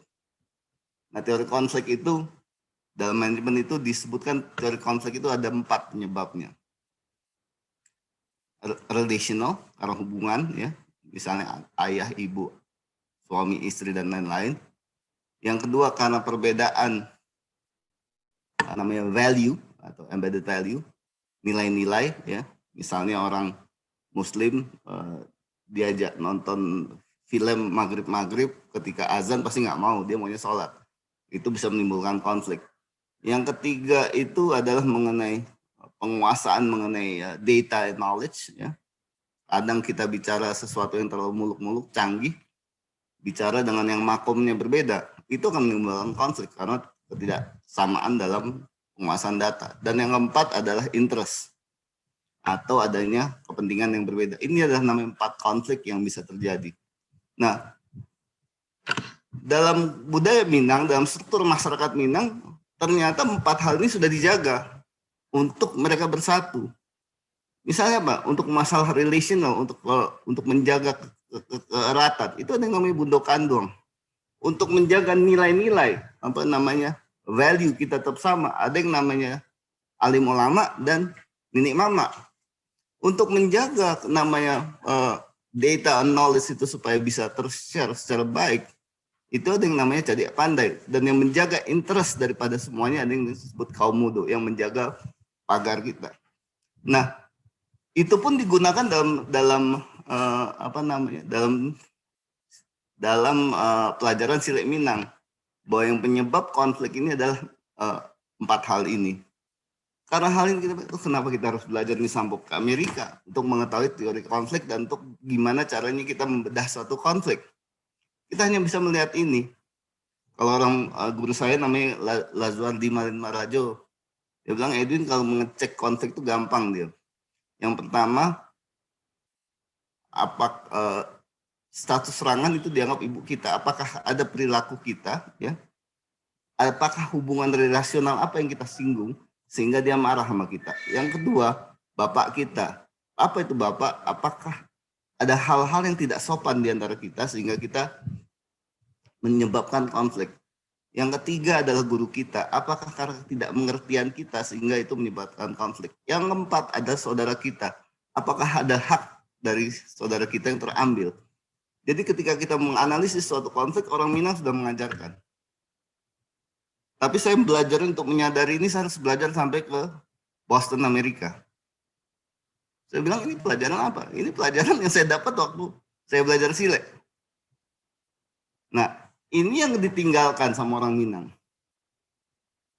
Ya. Menjadi manusia yang satu, tidak boleh keluar dengan identitas berbeda. Ini sekarang diajarkan. Gimana how to achieve sukses itu pertama kali nggak boleh jadi manusia yang berbeda di rumah, di kantor, di tempat berdagang, dengan kawan. Nggak boleh kita jadi manusia yang berbeda. Harus jadi satu.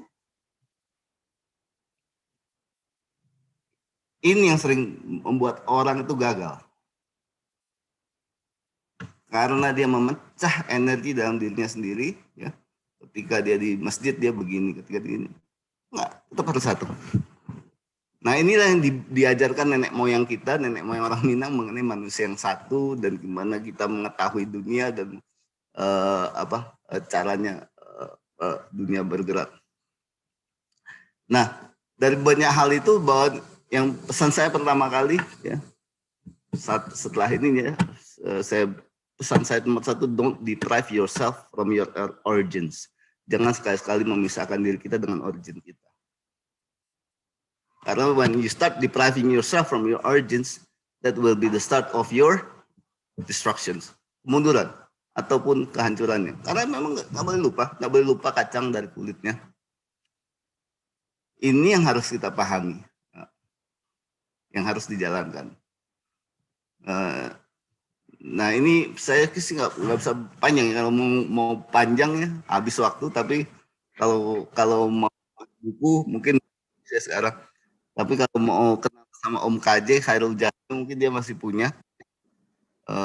Jadi berbagai hal mengenai modern dikaitkan dengan namanya wisdomnya orang Minangkabau, ya, orang Minang. Bagian ada dalam pelajaran itu ada di buku Om KJ Khairul Jami. Nggak tahu dia ada diundang sini nggak sama Pak Burmalis. Saya kira demikian ya. Terima kasih. Assalamualaikum. Waalaikumsalam warahmatullahi wabarakatuh. Ini sudah intisari kaji nih ya. Kalau dalam agama udah makrifatnya nih ya. Dan perlu kita cerna lebih jauh nanti nih. Dan juga mungkin kepada Fakultas Ekonomi dan Bisnis di Sumatera Barat, baik di UNAN, di UNV, di Bung Hatta, perlu kita adakan dialog ini nanti Pak Edwin ya. Apalagi ayahanda beliau nih seorang sejarawan yang tentu dalam sekali pembacaannya ya, dan berdialog dengan saya panggil ini ponakan ya, Ananda Edwin. Baik, dan beliau ini salah satu tim inti di Kementerian BUMN ya, sebagai deputi yang sangat banyak berkiprah. Ya, kita sekali deputinya hampir 5 tahun. Iya. Makanya selamat deh sekarang menjadi wakil direktur utama. Baik, kita lanjut dulu pada Pak Syahrial Muchtar ya. Beliau ini juga sangat unik.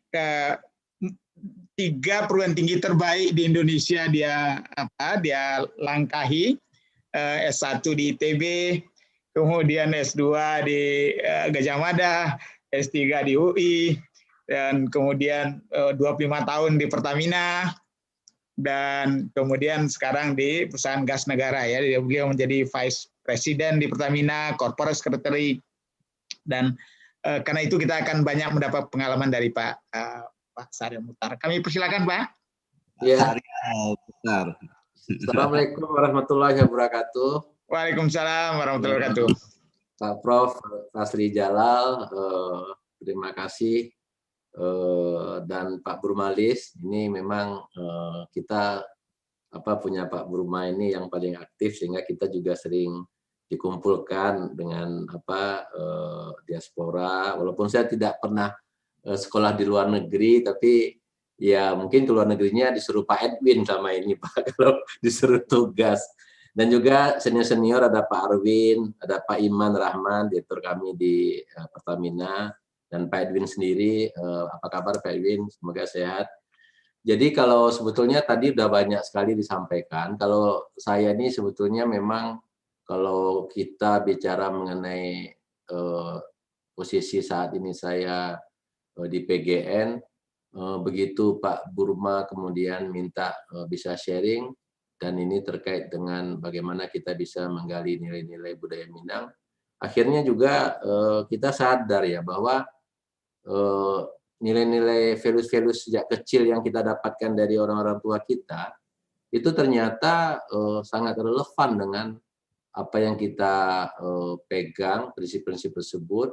Dan juga kalau tadi Prof menyampaikan saya dari ITB, UGM, dan UI, sekarang saya juga pengajar di UGM, di UI.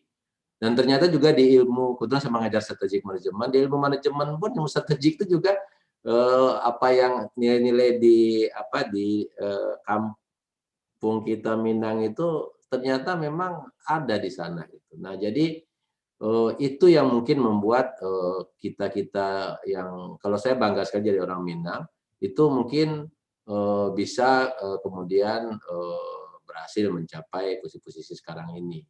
Nah, kalau tadi sudah disampaikan oleh Pak Iman, di mana bumi dipijak, di sana langit dijunjung. Nah, memang itulah apa namanya itu, kalau menurut saya satu nilai kemampuan orang-orang kita ini, orang-orang Minang ini untuk beradaptasi.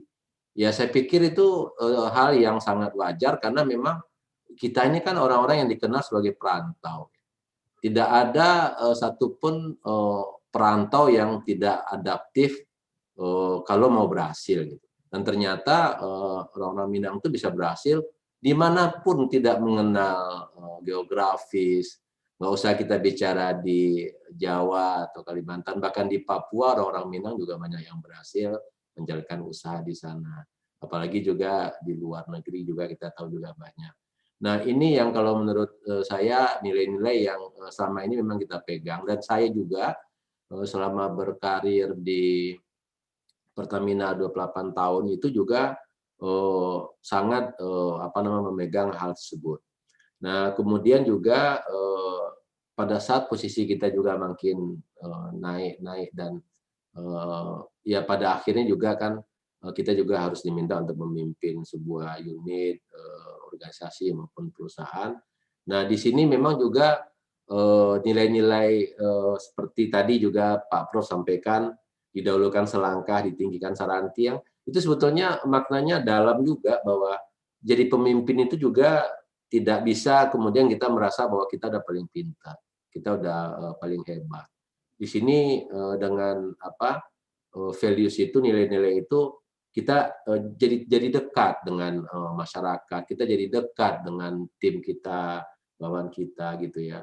Karena dikaitkan dengan konsep leadership management yang modern, ya tugas pemimpin itu sebetulnya developing others gitu.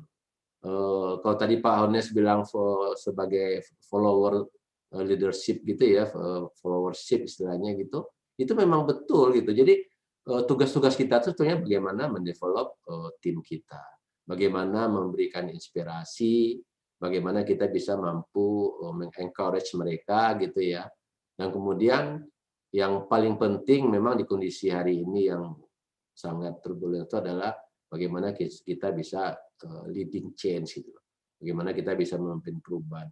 Karena tidak ada lagi situasi yang sama yang kita hadapi dari hari ke hari pada saat ini. Nah, ini juga yang kemudian menuntut kita untuk selalu belajar.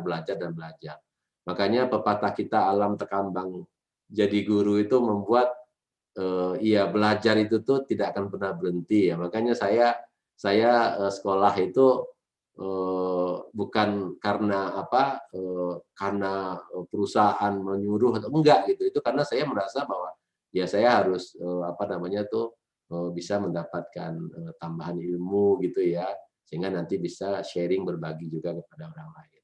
Nah, kembali ke posisi saya juga selama di Pertamina dan di PGN, memang ada beberapa yang selalu saya jadikan prinsip-prinsip saya dalam bekerja. Yang pertama adalah passion gitu. Passion itu kan menyenangi apa yang kita kerjakan.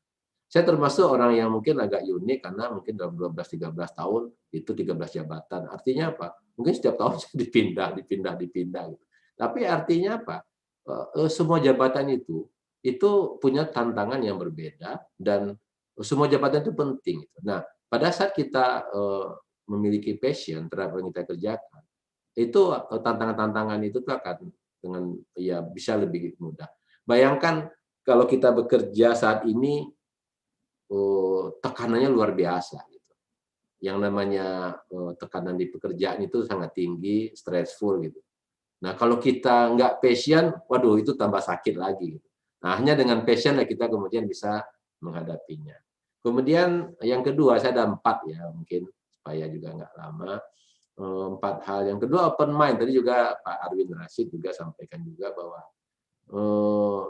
kita itu nggak bisa menganggap diri sebagai orang yang paling tahu, paling pintar gitu.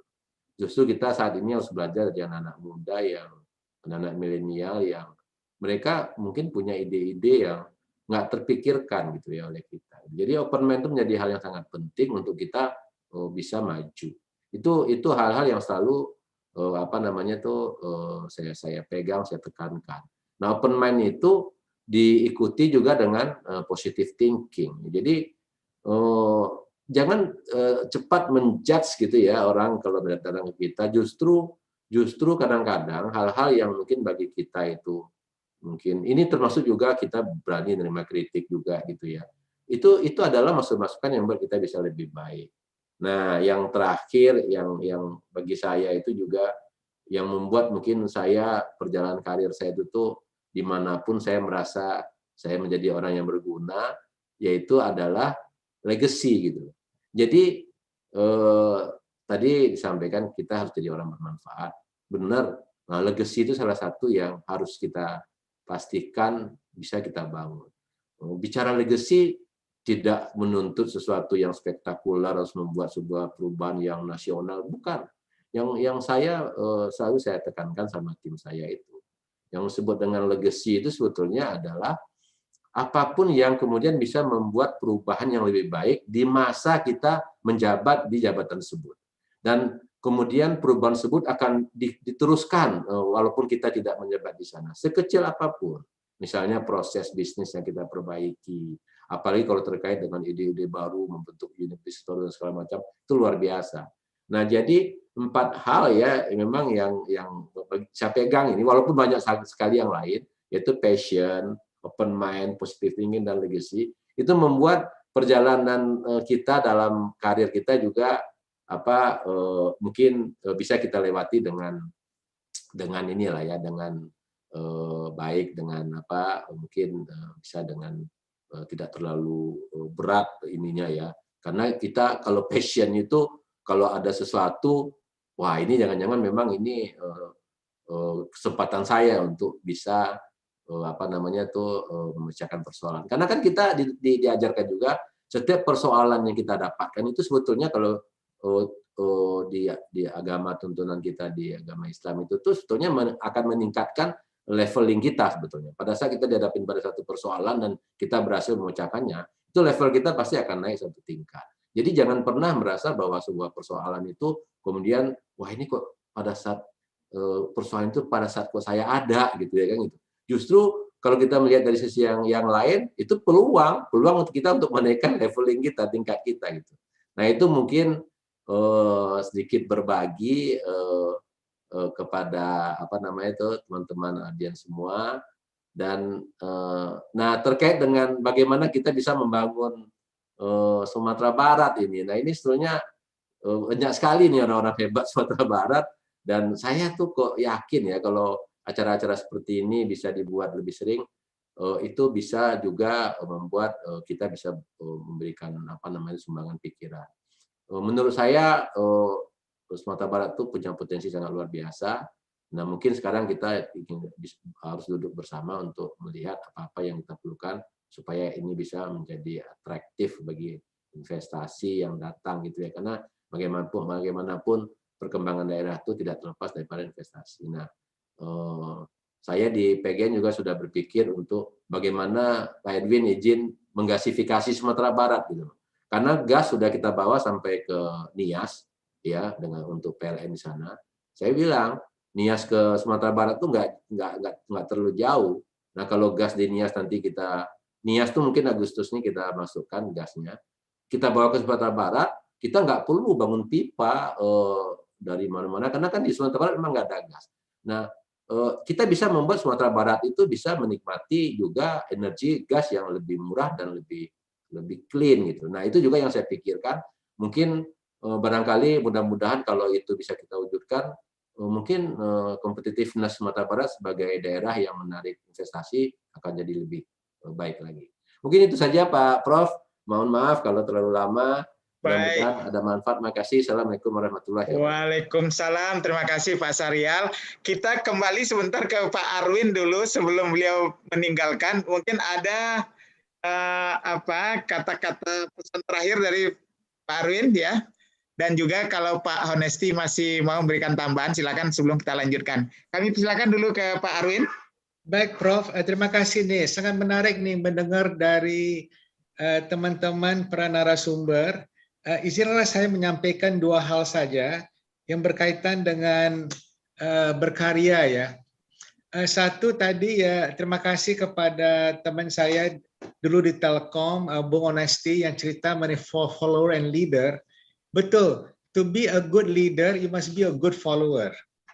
Kemudian yang saya juga mau share di sini, sebagai follower ya begini, jangan kita merasa apa istilah yang tepat ya, merasa nggak nyaman kalau kita punya atasan yang bagaimana begitu.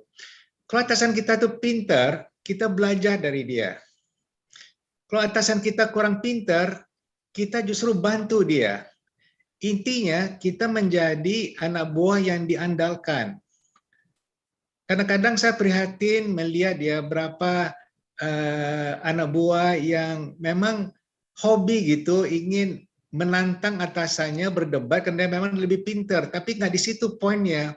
Kita harus bangun tim yang sinergi, saling bahu-membahu menuju kemenangan bersama. Dan atasan kita itu kan dia diangkat bukan karena perusahaan itu milik dia, dia diangkat oleh atasan yang lain begitu, yang percaya bahwa dia adalah orang yang tepat.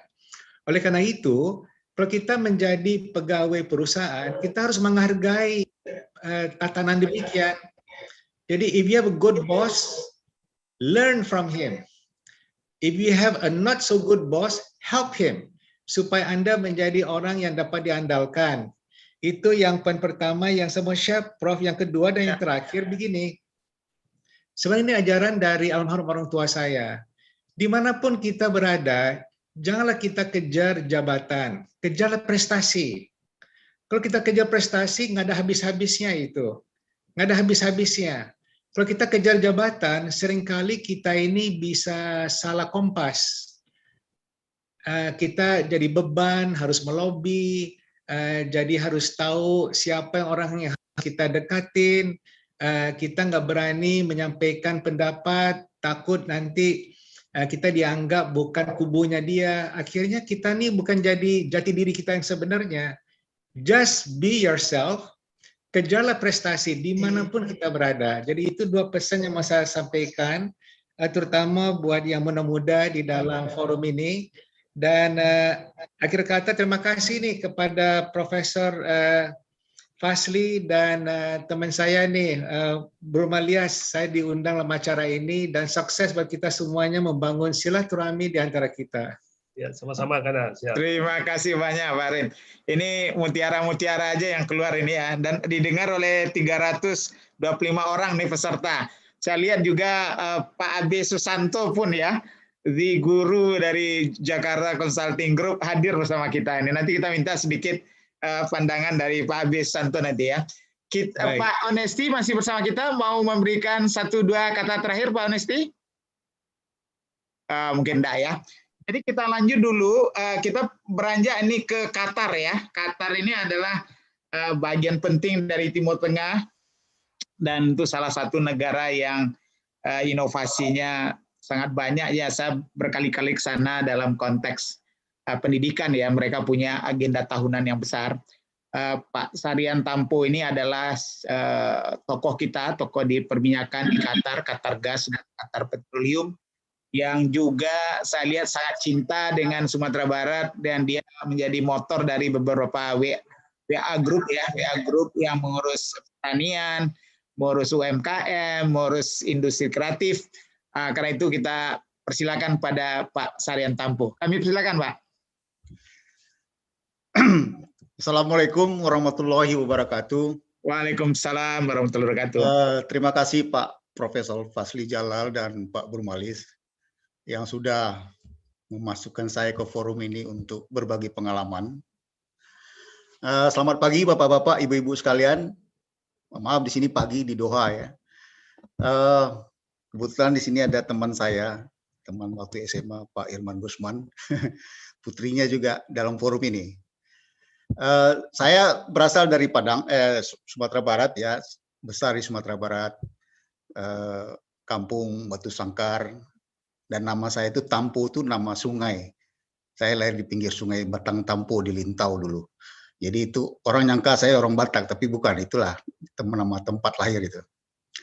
Sebenarnya tidak banyak yang mau saya sampaikan, tapi saya coba menyampaikan pengalaman kerja di Qatar selama 20 tahun sebagai tenaga oil and gas, khususnya di kilang LNG, pencairan gas alam atau liquefied natural gas. Dulu kami ke Qatar tuh sebenarnya diminta oleh Qatar Petroleum, yaitu state company dari Qatar, untuk bekerja di sana, membantu mengoperasikan kilang LNG mereka. Kilang mereka waktu itu baru selesai dibangun, tapi kesulitan mencari tenaga skill di bidang LNG ini, sehingga mereka datang ke Arun. Ya, karena LNG ini operasionalnya cukup high tech gitu, jadi orangnya khusus gitu, terutama dari operasional. Awalnya kami tidak berminat ke sana karena berbagai macam hal ya, alamnya yang kurang bersahabat, ya, temperaturnya kalau musim panas itu bisa 45 sampai 50 degree Celcius itu. Kemudian padang pasir saja isinya. Terus bagi karyawan Arun dulu ya, gaji itu nggak beda jauh dengan Qatar Gas. Karena waktu itu dolar masih 2.500. Dan yang berikutnya karena Qatar itu jauh, jadi kami agak gampang juga merantau pergi kerja jauh itu. 9 jam flight dari Jakarta ke Doha itu. Dan waktu itu Arun sedang bergerak mencapai produksi puncaknya waktu itu, di mana Arun dan Bontang bersama-sama produsen terbesar di dunia di waktu itu. Tahun 2000-an, ini jadi milestone juga waktu itu, hingga membanggakan kita sebagai orang Indonesia waktu itu. Kemudian keadaan berbalik, karena tahun 98 terjadi krisis moneter, Pak. Rezim berganti, rupiah anjlok dari 2.500 ke 14.000. Lalu ada gerakan Aceh Merdeka bangkit kembali. Nah, kita merasa tidak aman kerja di situ. Mana GAM ini masuk ke komplek kita, ke pabrik, menteror, menculik, dan ada membunuh juga. Akhirnya kita musikan keluarga ke Jakarta atau ke kampung masing-masing gitu. Dan kita bekerja sebagai bachelor di sana. Lama-lama nggak nyaman juga tuh kerja seperti itu. Terus kami terimalah tawaran Qatar Gas ini. Lalu berbondong-bondong lah kami ke sana. Dan perlu dicatat, Indonesia adalah pionir di sana, Pak, bersama bangsa Algeria, meneteskan LNG pertama kali, dan ini juga milestone buat kita, bangsa Indonesia di Qatar, yang cukup membanggakan gitu. Sebenarnya kekuatan orang kita di sana adalah skill-nya dalam mengoperasikan kilang LNG ini, skill dalam troubleshooting, dan skill dalam memecahkan masalah-masalah di pabrik. Itu keunggulan kita, memang itu bidang kita. Terus berjalan dengan waktu, kilang terus bertambah dari 1 train ke 14 train, sekarang 14 train. Train itu istilahnya kilang, jadi bentuk kilang itu seperti kereta api, Pak. Jadi di depannya ada lokomotif, terus ada gerbong-gerbongnya. Nah, itu berjejer-jejer tuh 14 kilang. Perlu diketahui cadangan gas Qatar ini nomor 3 terbesar di dunia. Itu cadangannya 900 TCF, triliun kaki kubik. Setelah nomor 3 setelah Rusia dan Iran. Kalau Indonesia mungkin sekitar 60-80 TCF mungkin. Jadi berarti Qatar itu 10 kali lipat Indonesia lah cadangan gasnya. Nah, itu bisa berlangsung 150 tahun kalau kita hitung dengan kapasitas kilang sekarang nih. Nah, bayangin tuh Pak, Qatar yang negaranya kecil begini, tiap hari, tiap detik keluar duitnya dari bumi itu selama 150 tahun. Kemudian karyawan bertambah dari seluruh penjuru dunia, profesional juga datang. Nah, mulailah kita berkompetisi cukup ketat di situ. Dan orang-orang Indonesia, kami juga di sana mengimprove diri ya, mengimprove komunikasi, terus juga mengimprove skill kerjasama. Dan kita harus fokus. Dan banyak juga posisi-posisi yang penting dipegang oleh orang Indonesia di sana, seperti supervisor, superintendent, head, dan manager. Itu dipegang oleh orang kita. Bahkan sekarang ini ada seorang orang awak juga nih, dia megang direktur dari financial Qatar ini, grup financial. Nah, ini luar biasa nih orang kita nih, orang awak mana tuh. Nah, berkat performance orang-orang kita di Qatar, di Qatar, ini teriklankan Pak kemana-mana, sehingga banyak kilang-kilang lain di Qatar ini, karena setelah LNG itu berjamuran tuh pabrik-pabrik kilang-kilang tumbuh. Nah, mereka merekrut orang Indonesia karena performance orang-orang kita pertama kali datang itu di Arun, di Qatargas dari Arun. Nah, mereka merekrut dari Cilegon, dari Surabaya, dari Bontang dan lain sebagainya. Jadi buat untuk generasi muda memang perlu kita harus fokus di skill kita, kemudian etos kerja ya, kerja keras, rajin, jujur, fokus, loyal dan sincere. Sincere itu artinya ikhlas gitu. Kita tuh termasuk bangsa yang ikhlas mengajarin orang Qatari ini. Qatari bukan orang lain. Karena dalam kontrak itu kita memang disuruh transfer ilmu ke penduduk lokal. Nah, ini disenangi oleh orang Qatari. Jadi kita di respect gitu. Ya. Kemudian berkat LNG inilah Qatar makin maju. Pendapatan per kapita tertinggi di dunia sekarang. Kemudian sektor-sektor lain juga berkembang, yaitu hotel, supermarket, hospital, restoran. Sektor pendidikan juga sangat berkembang. Di situ ada Education City. Mungkin Prof pernah ke sana kali ya. Education Iya, City saya ini beberapa kali ke sana itu, Pak Sarian ya. Besar sekali itu. Ya, luar biasa, dasar perguruan tinggi terbaik dunia dia kumpulkan ya, betul. di Education Jadi, City itu. seluruh universitas dunia ada di sana itu. Jadi emirnya sangat concern dengan pendidikan. Betul-betul agak beda dengan tipikal Arab lain nih. Yang orang Qatar nih visionnya ke depan bagus. Nah, memunculnya semua sektor-sektor non oil and gas ini itu diisi oleh orang-orang lain, Pak. Nah, ini yang kita sayangkan karena sektor-sektor ini banyak diisi oleh bangsa Filipina, India, orang kita sangat minim di situ. Orang kita banyak di sektor oil and gas. Tapi di sektor service dan hospitality ini agak jarang. Mungkin karena kendala bahasa ya. Karena sektor ini perlu kemampuan komunikasi yang bagus gitu. Inggrisnya bagus, rasa percaya diri juga harus tinggi gitu. Nah, ini yang kurang gitu. Jadi itu mungkin kita perlu improve dari Indonesia atau dari Bintang.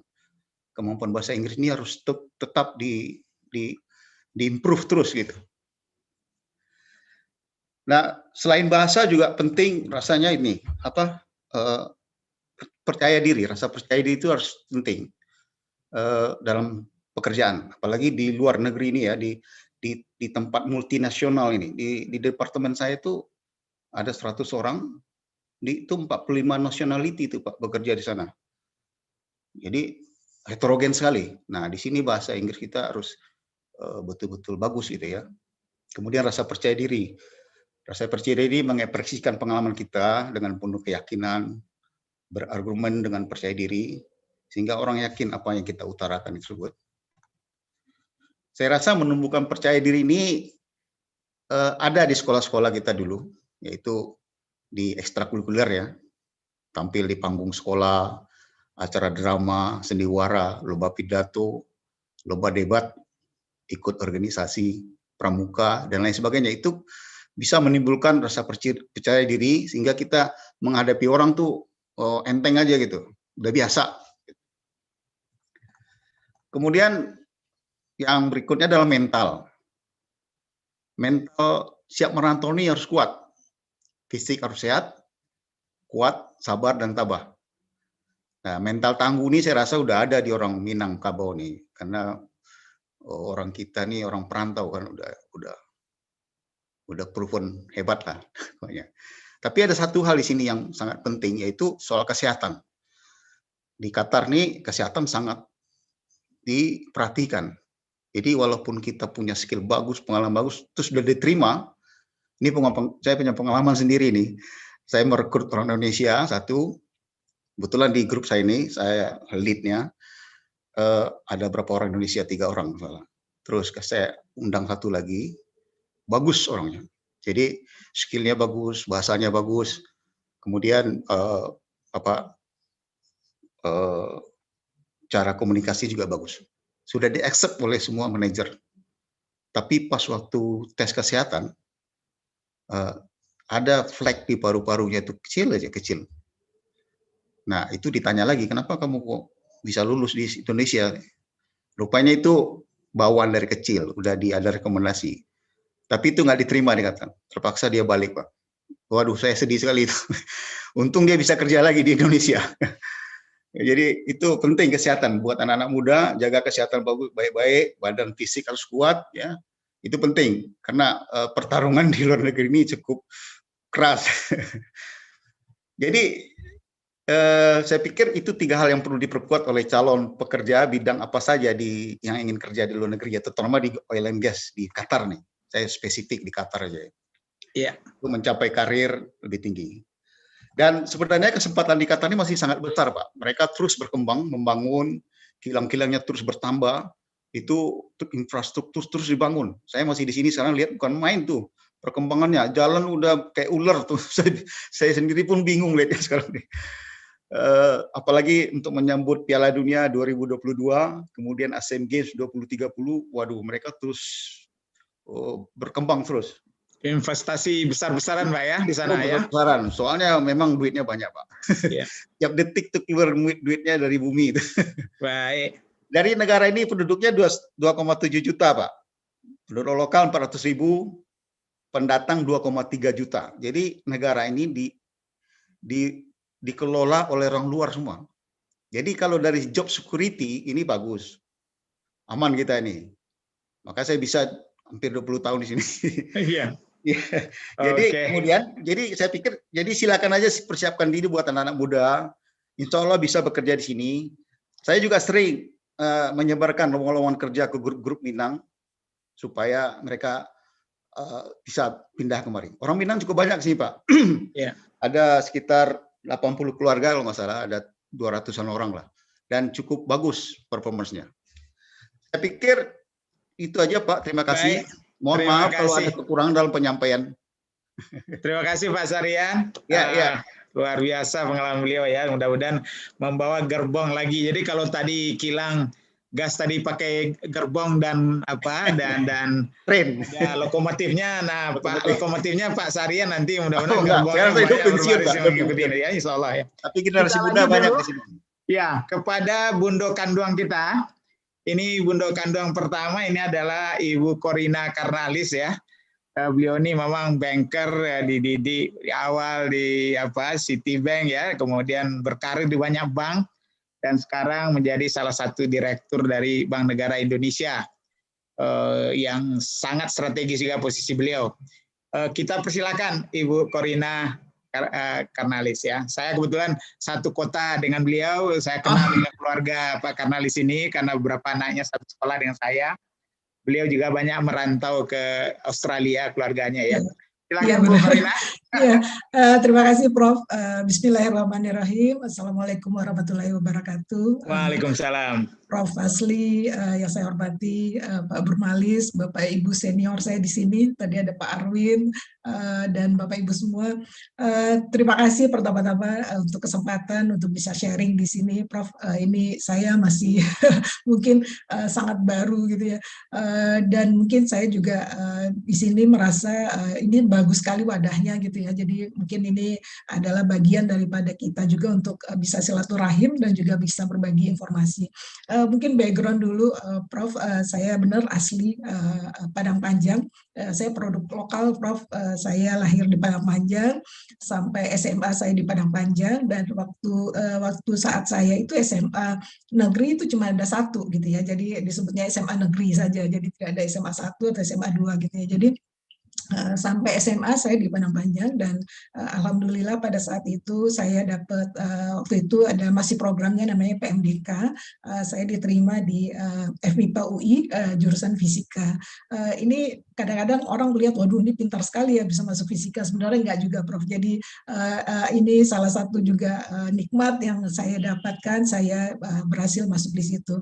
Perjuangan saya di waktu di kuliah itu juga sangat luar biasa gitu ya, karena mungkin kalau dilihat kalau kita dulu di kota Padang Panjang itu kotanya kecil sekali, Prof. Jadi belum ada tuh namanya bimbingan belajar, tambahan les gitu, nggak ada ya. Jadi kita pada zaman itu benar-benar asli di sekolah saja belajarnya, kemudian belajar sama teman dan di sekolah gitu ya, dan di rumah.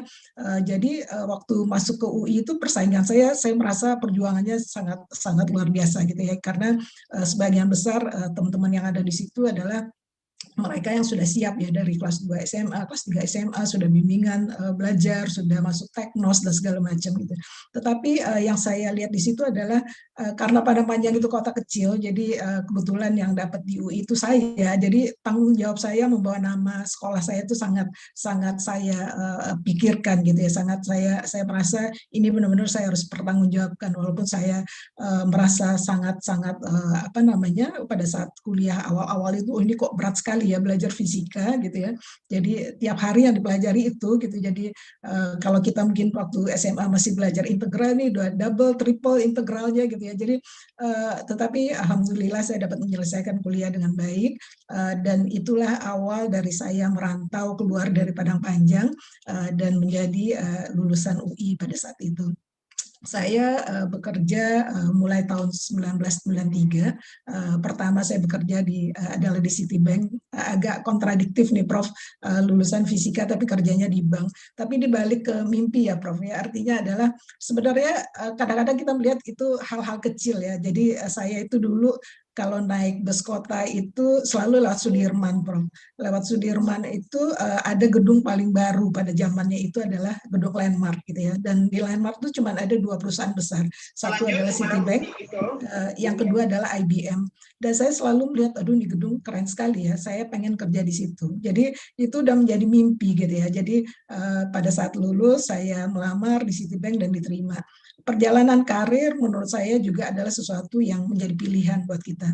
Once kita udah memilih itu adalah karir kita, memang pertama yang harus kita punya adalah komitmennya. Bagaimana kita punya komitmen terhadap karir kita.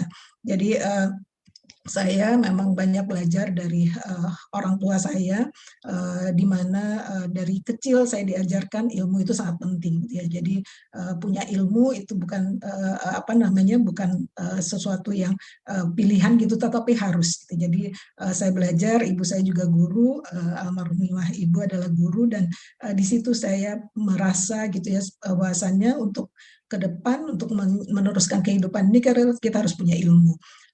Jadi awal dari Citibank, singkat cerita, memang saya berasal dari bawah sekali di Citibanknya, dan perjalanan karir saya cukup lompat-lompat, tapi ini bukan kutu loncat ya, tetapi adalah saya punya goals, Prof. Jadi saya beruntung waktu itu saya pernah ikut training mengenai leadership.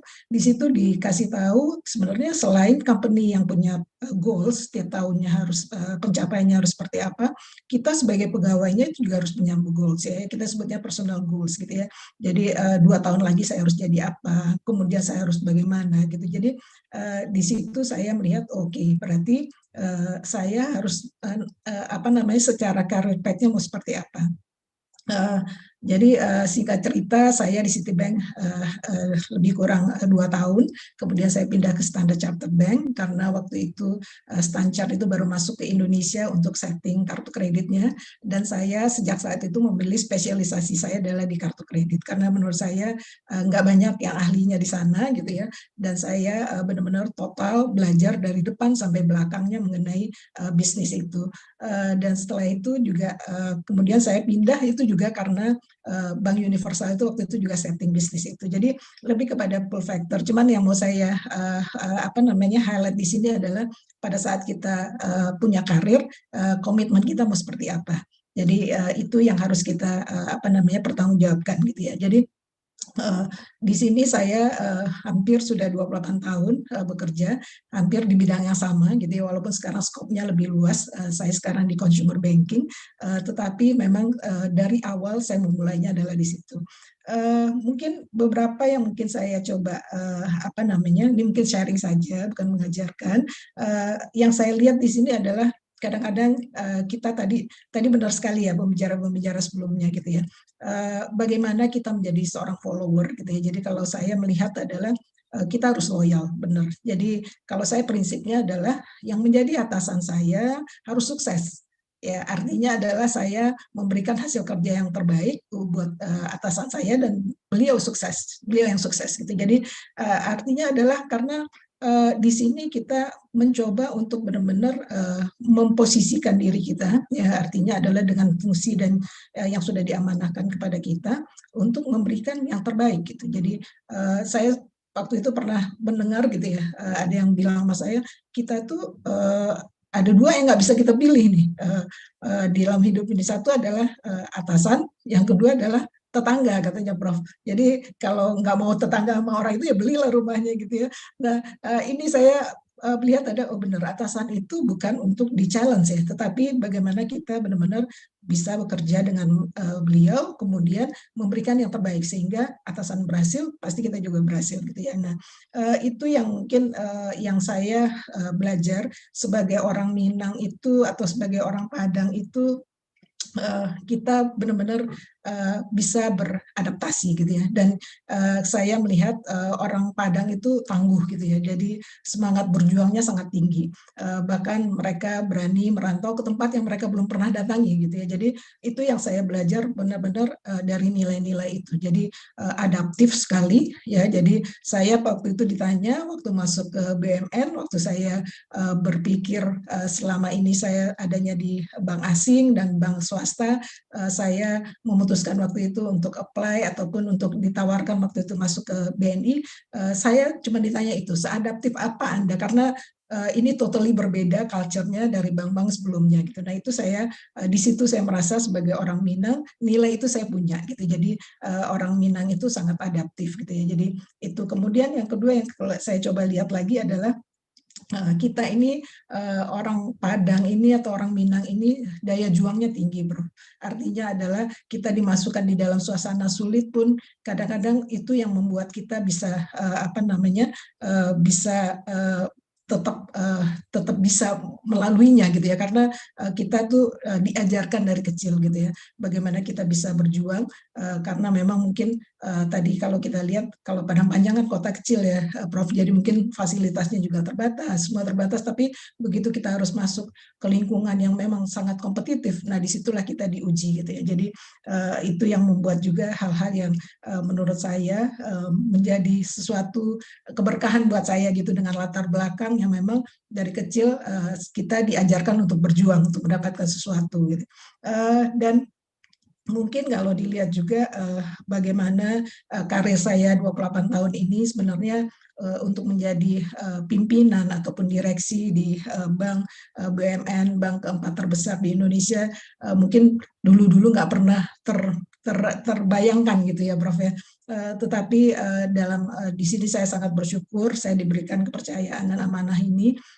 Jadi 10 hari setelah saya diputuskan di RUPS menjadi direksi, itu diumumkan Indonesia adalah pandemi gitu ya. Jadi COVID-19 ini luar biasa buat saya, karena di situ sangat totally berubah ya. Karena kalau kita lihat segala macam yang terjadi itu kalau kita lihat ya langsung perekonomian, kemudian juga kalau kita lihat portfolio di bank banyak sekali yang bermasalah dan segala macam, itu tantangan luar biasa. Tetapi alhamdulillah 1 tahun ini kami bisa melaluinya dengan baik. Nah di sini juga saya juga belajar gitu ya, bagaimana benar-benar kita punya keahlian gitu ya sebagai seorang pemimpin, dan kita bisa berkomunikasi dengan baik. Kita harus punya sensitif terhadap hal-hal yang terjadi dan bisa mengambil keputusan dengan cepat. Nah ini yang membantu juga menurut saya. Dan sebagai seorang perempuan atau ibu, mungkin saya di sini mungkin tadi disampaikan kenapa saya memilih untuk menjadi wanita yang berkarir dari awal. Pada saat saya beberapa kali pindah bank, saya pikir oke, saya akan komit terhadap pilihan ini sebagai wanita karir, dan saya cuman berpikir waktu itu saya adalah seorang ibu dari 3 anak dan istri, dan saya punya satu komitmen gitu, artinya adalah waktu yang saya habiskan untuk pekerjaan dan itu adalah waktu yang dikorbankan oleh anak-anak saya, nggak akan saya sia-siakan. Jadi saya cuma punya prinsip, waktu yang sudah diberikan oleh anak-anak saya dan suami saya kepada saya harus menghasilkan prestasi. Jadi itu yang menjadi satu support buat saya yang luar biasa.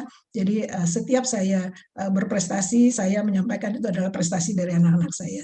Jadi itu yang juga membuat saya masih punya keinginan untuk terus maju, untuk bisa bermanfaat untuk banyak orang. Dan juga kalau di sini saya lihat hal-hal yang saat ini yang tadi Prof juga sempat sebutkan VUCA, dan bagaimana kita juga melihat kontribusi kita terhadap daerah kelahiran kita, terhadap Sumatera Barat. Saya rasa banyak sekali Prof yang bisa kita lakukan zaman saat ini, bagaimana Sumatera Barat bisa menjadi smart city, digitalisasi itu udah wajib ya, harus kita pikirkan ke depannya. Dan saya rasa banyak sekali penerus-penerus anak-anak muda yang sekarang sangat pintar-pintar, punya potensi, dan mungkin ini aksesnya yang harus kita berikan kepada mereka. Jadi mungkin itu dari saya dulu, Prof. Terima kasih. Terima kasih banyak Ibu Corina. Saya lihat ini keluarga Karnalis banyak ya, dari Australia banyak juga yang hadir ini, Ibu Corina. Dan memberikan kita dukungan, perlu Prof. menyampaikan juga pada hadirin ini, teman-teman kita warga Minang di Sydney dibantu oleh Australia, dan Minang diaspora sempat juga lah mendukung dari jauh ya. Telah berhasil mendirikan surau pertama, surau internasional ya, surau Sydney Australia SSA, dengan dana lebih kurang 15 miliar ya, dan ini juga dikeroyok oleh banyak pihak, terutama Pak Yendra Fahmi yang memberikan angka yang cukup besar. Dan nanti bulan puasa ini mereka akan mulai menggunakan surau itu, dan mudah-mudahan nih Pak Tampo bisa tidak di Sydney saja, mungkin di negara-negara lain ya, di Eropa, Timur Tengah, mana tahu kita bisa mengembangkan konsep surau yang kata Pak Emil Salim, suraunya harus surau smart, surau digital katanya kan. Ini tadi ada pertanyaan juga pada Pak Tampo, gimana kira-kira peluang bekerja di industri digital di sana ya. Tapi baik, nanti kita dengar ahlinya ini, Bundo Kanduang kita yang kedua, Ibu Andari Gusman. Beliau ini memang sekolah di kaliber dunia dan langsung bekerja juga di forum dunia, di perusahaan yang sangat terkenal, Google, dan jadi project manager untuk Asia Pasifik berbasis di Singapura. Masih sangat muda, dan ini adalah bukti bahwa regenerasi di masyarakat Minang juga berjalan. Beliau juga adalah putri dari Bapak kita, Bapak Iman Gusman ya. Silakan Ibu Andari. Ya, Assalamualaikum warahmatullahi wabarakatuh. Waalaikumsalam warahmatullahi wabarakatuh. Makasih banyak Pak Profesor Fasli Jalal sama Pak Burmalis Ilyas atas kesempatannya. Sungguh suatu kehormatan bagi saya untuk berada di sini mendengar berbagai pandangan dari para senior-senior saya yang sangat menginspirasi dan berbagi pengalaman juga dari sisi saya. Mungkin seiring dengan pandangan Pak Arwin tadi, mungkin saya mulai dengan berbicara dengan paradigma ya, kayak mungkin berbeda dengan paradigma pembangunan masa lalu. Kemajuan suatu bangsa itu nggak selalu paralel dengan kekayaan sumber daya alam yang dimiliki. Belajar dari pengalaman berbagai negara, yang kaya sumber daya alamnya nggak selalu berbanding lurus dengan kemajuan dan kesejahteraan negara tersebut. Sebaliknya, yang kita lihat sekarang adalah negara-negara yang lumayan terbatas kekayaan sumber daya alamnya. Contoh paling dekatnya Singapura, Korea Selatan, dan Jepang dibanding Indonesia, karena mereka menitik beratkan fokus pada pembangunan human capital dalam bentuk pendidikan dan pelatihan intensif, akhirnya menjadi lebih unggul. Mungkin perlu diklarifikasi sedikit, yang saya maksud dari human capital ini bukan semata-mata human resources.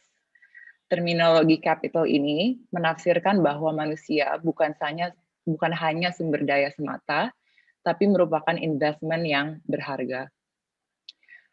Apalagi kalau kita lihat sekarang ini kan kita berada di era knowledge-based economy yang berbasis ilmu pengetahuan dan teknologi. Kita lihat kemajuan pesat dalam berbagai bidang, termasuk misalnya biotechnology, artificial intelligence, machine learning, dan lain-lainnya. Jadi era ini tuh didorong dengan kreativitas dan inovasi sebagai penggerak utamanya. Kalau kita lihat perusahaan-perusahaan dengan kapitalisasi market tertinggi saat ini, umurnya relatif lebih muda dibanding 20 tahun yang lalu. Termasuk perusahaan di mana saya bekerja sekarang, Google, yang consolidated market cap-nya sekitar 1,4 triliun USD, atau kira-kira 20.000 triliun rupiah, lebih kurang. Dirintis hanya lebih dari 20 tahun yang lalu oleh waktu itu 2 orang mahasiswa. Misinya relatif simple, namun sangat breakthrough mungkin pada tahun 1998, bagaimana cara untuk membuat semua informasi yang ada di dunia, di World Wide Web, menjadi universally accessible dan useful.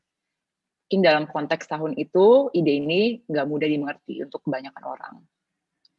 Dalam konteks saya sendiri, saya merasa beruntung memiliki keluarga yang nggak hanya memperhatikan pendidikan, yang sangat memperhatikan pendidikan, seperti layaknya orang-orang Minang lainnya. Dan pendidikan ini tidak hanya bersifat ilmu pengetahuan, namun juga keagamaan. Kalau di keluarga kami, sejak dini, tercipta iklim yang terbuka dan demokratis, namun saling menghargai. Seringkali kami bertukar pikiran, namun tidak ada paksaan untuk menganut suatu pendapat. Kami dibekalkan untuk berpikir secara logis dan berempati, karena percaya bahwa pada akhirnya anak pasti akan punya jalan pikiran sendiri. Kalau yang saya ingat dari kebetulan ayah saya, kalau beliau berdiskusi dengan generasi muda, adalah bagaimana kiat untuk menjadi sukses. Ini ada formulasinya, 5 prinsip dasar yang mudah diingat, yaitu brain, dream, spirit, confidence, dan prayer. Saya akan jelasin dikit maksudnya apa ya dari 5 kiat-kiat ini. Kalau yang pertama, brain, yang pertama itu kan ilmu pengetahuan atau keterampilannya. Jadi apapun pekerjaan kita harus memiliki ilmu pengetahuan dan keterampilan yang selalu diasah agar kita selalu relevan. Cuman brain sendiri nggak cukup. Kita tuh juga harus punya dream. Dream itu mungkin bukan mimpi ya, lebih tepatnya, tapi lebih ke arah visi. Visi itu mungkin kan sering diasosiasikan sama perusahaan atau visi negara. Tapi sebenarnya juga applicable pada diri kita sendiri. Ini penting supaya kita terus punya tujuan hidup. Dan dengan brain dan dream, kita juga butuh spirit. Kalau spirit itu mungkin dalam arti lain itu energi kali ya, atau inner motivation untuk terus melaju ke depan.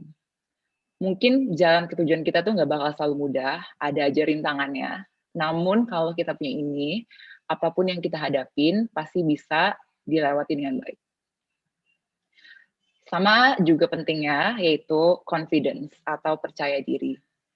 Jadi jatuh bangun itu tuh jadi udah nggak jadi masalah lagi untuk mencapai suatu cita-cita atau tujuan atau kemauan, karena kita tahu bahwa itu hanya sebuah proses untuk mencapai tujuan terakhir tadi.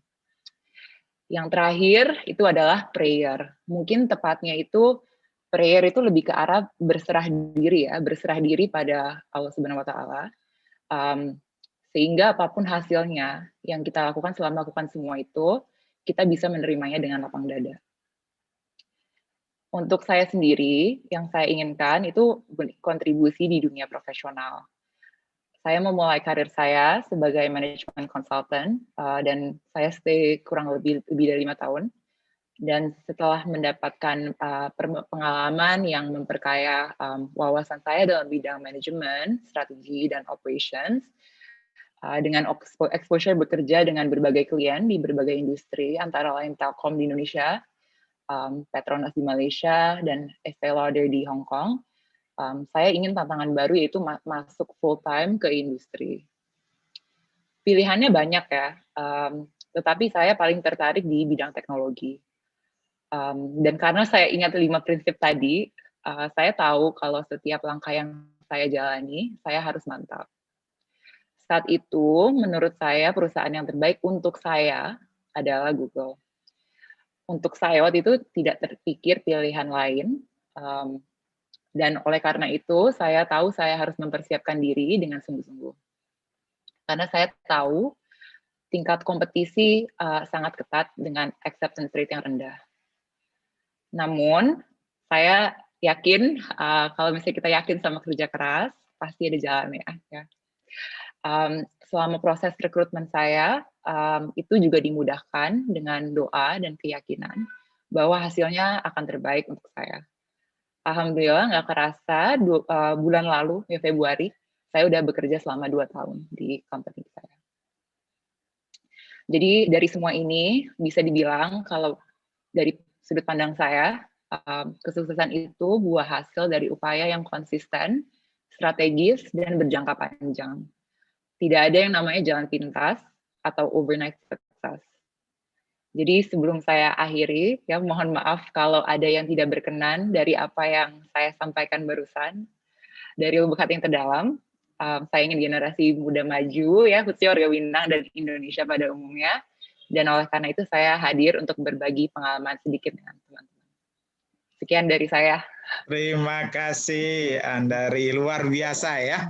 Nanti kepada Andari dan teman-teman yang lain ya, tolong para narasumber melihat di chatting, karena nanti waktu round berikutnya 5 menit kita berikan kesempatan baik menjawab pertanyaan maupun juga menambahkan hal-hal yang dirasa masih perlu ditambahkan. Kita lanjut dulu kepada Bapak Patra Azwar ya. Beliau ini adalah seorang CEO ya, dan direktur finance di sebuah perusahaan raksasa dunia ya, yang menguasai Filipina dan juga di Taiwan ya, dan luar biasa dan pada umur yang relatif muda. Karena itu kita ingin belajar nih dari pengalaman Pak Patra ini. Gimana Pak Patra? Silakan Pak Patra. Assalamualaikum warahmatullahi wabarakatuh. Waalaikumsalam. Terima kasih Prof. Fasli Jalal, terima kasih Pak Burmalis Ilyas ya dari Minang Diaspora Network Global memberi kesempatan buat saya untuk sharing hari ini dan silaturahmi dengan Dunsana Kasadonyo di Minang, orang Minang. Tadi juga banyak senior-senior saya yang sukses-sukses, Pak Arwin dan lain-lainnya memberikan tips-tips yang maksudnya itu juga untuk saya sendiri bermanfaat. Gitu. Saya juga belajar banyak dari para senior ini. Mungkin saya share sedikit background Prof. Fasli ya. Alhamdulillah Ambon ini asli orang Awak. Jadi lahir di Padang dulu. Terus kemudian dari orang tua ayah dan ibu asli dari Pariaman. Suku Caniago. Ambon juga punya gelar kata Sultan gitulah, turunan dari orang tua. Jadi alhamdulillah dulu lahir di Padang sampai SD kelas 4 itu di Padang. Jadi bisa lah bahasa Minang. Ngerti, dan juga umur kelas 5 SD pindah ke Medan, jadi orang tua pindah tugas ke Medan, kemudian sampai SMP SMA itu di Medan, SMP negeri, SMA negeri. Alhamdulillah lulus kuliah di Universitas Negeri di Depok di UI. Jadi waktu itu ambil jurusan akuntansi ya, Fakultas Ekonomi UI. Nah kuliah 4 tahun di masa kuliah itu, Ambo ada sempat ikut organisasi dan ada kesempatan exchange student. Jadi Ambo tuh sempat ke Manila waktu itu kuliah, pas kuliah itu ikut organisasi 5 minggu pertukaran pelajar. Nah dari situ muncul keinginan untuk berkarir di luar negeri. Jadi dari ikut exchange student balik cuma 5 minggu, nggak nyampe sebulan lebih. Kemudian Ambo lulus kuliah tahun 2000, mulai kerja waktu itu join di perusahaan konsultan ya, PricewaterhouseCoopers. Jadi kantor akuntan publik. Jadi Ambo waktu itu jadi senior auditor, ditugaskan ke beberapa perusahaan, dapat kesempatan untuk tahu seluk-beluk keuangan perusahaan. Di tahun 2004, 4 tahun di situ Ambo pindah ke Goodyear sekarang yang Ambo perusahaan Ambo sekarang yang telah hampir 17 tahun Ambo kerja. Tapi posisinya waktu itu regional auditor Asia Pasifik. Jadi waktu pindah tahun 2004 itu Ambo ditugaskan pindah-pindah ke setiap negara di Asia Pasifik yang ada Goodyear-nya. Ada sekitar 11 negara di Asia Pasifik, itu Ambo mendapatkan penugasan internal audit dan juga compliance. Nah, dari situ awal mulai karir internasional, karena 3 tahun Ambo di internal audit, regional auditor, 2007 Ambo dipindahin ke Shanghai, kantor di Shanghai. Jadi regional office Asia Pasifik waktu itu di Shanghai, China. Ambo ditugaskan 2,5 tahun di situ. Kemudian Ambo kerja dengan report ke direktur finance-nya juga di Asia Pasifik, ke CEO-nya, bikin laporan keuangan dan segala macam, bikin analisis, karena posisi Ambo waktu itu Financial and Planning and Analysis Manager. Nah, kemudian waktu itu nggak bisa bahasa Cina kan, 2007 itu orang yang bisa bahasa Inggris di Shanghai itu masih sedikit kan, masih seketek kan. Tapi ya Ambo belajar, mulai adaptasi, kemudian juga banyak bergaul dengan teman-teman di situ, dan juga banyaklah ekspatriatnya yang bisa Ambo belajar bareng kan. Nah, kemudian Ambo dipindahin balik ke Indonesia 2 tahun oleh Goodyear, kemudian ambil dibiayain beasiswa, ambil di IPB. Begitu Ambo lulus 2012, Ambo ditugaskan lagi ke Jepang. Nah, waktu itu perusahaan kami di Jepang itu bangun pabrik. Nah, Ambo ditugaskan jadi project controller. Jadi di situ Ambo merasa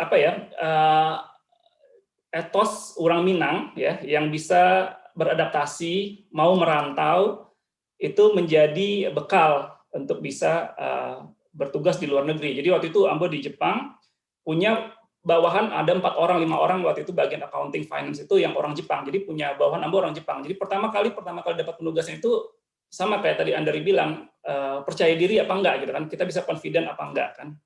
Untuk orang Indonesia punya anak buah atau karyawan orang Jepang gitu. Nah, ternyata setelah dijalani itu bisa dan Ambo berhasil, bahkan di Jepang itu Ambo naik posisi, ditugaskan ke skop lebih besar, jadi financial control untuk seluruh perusahaan Nippon Giant Tire namanya, karena itu bagian dari anak perusahaan Goodyear yang perusahaan Amerika. Nah, 2012 Ambo di situ sampai tahun 2015 di Jepang, kemudian ditugaskan lagi, Ambo pindah lagi ke Shanghai, kantor Asia Pasifik kita di Shanghai 2015. Untuk posisi yang lain lagi, leader untuk bisnis unit Goodyear yang di Shanghai, Consumer Business Unit. Selama 3 tahun, selama 2 tahun dari 2015 sampai 2017, kemudian Ambo sekarang pindah ke Manila ya, pegang jadi direktur keuangan di Goodyear Filipina dan juga Goodyear Taiwan. Pegang, jadi setiap bulan Ambo travel ke Taipei, kantor kami di Taipei. Nah, jadi sedikit background itu, Prof. Yang Ambo dapatkan ya dari pengalaman Ambo ini, Ambo sharing ini adalah jadi orang Minang itu tetaplah fleksibel ya, tetap terbuka ya untuk mengganti posisi, lokasi, jangan mau puas dengan dimanapun kita di posisi yang sama gitu. Jadi setiap 2 tahun 3 tahun sekali Ambo bilang ke atasan, selalu bilang ke atasan kalau Ambo tuh pengen posisi yang lain gitu. Ambo pengen misalnya tugas di luar negeri, itu Ambo sampaikan ketika kita karir review setiap tahun ya. Ketika kita performance review itu disampaikan.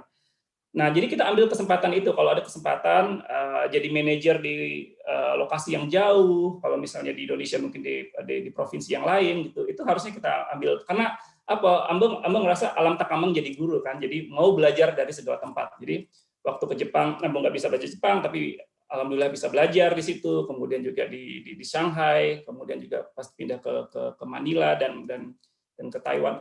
Itu jadi tempat Ambo belajar beradaptasi, karena setiap negara itu ternyata punya kelebihan dan kekurangan masing-masing.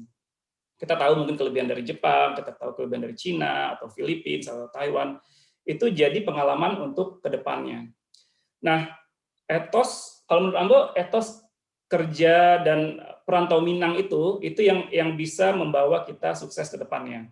Jadi sikap-sikap kita orang Minang yang optimis ya, nggak mudah menyerah, tadi kan dibilang kan ulet lah ya, ulet, pantang menyerah, selalu berusaha untuk sukses.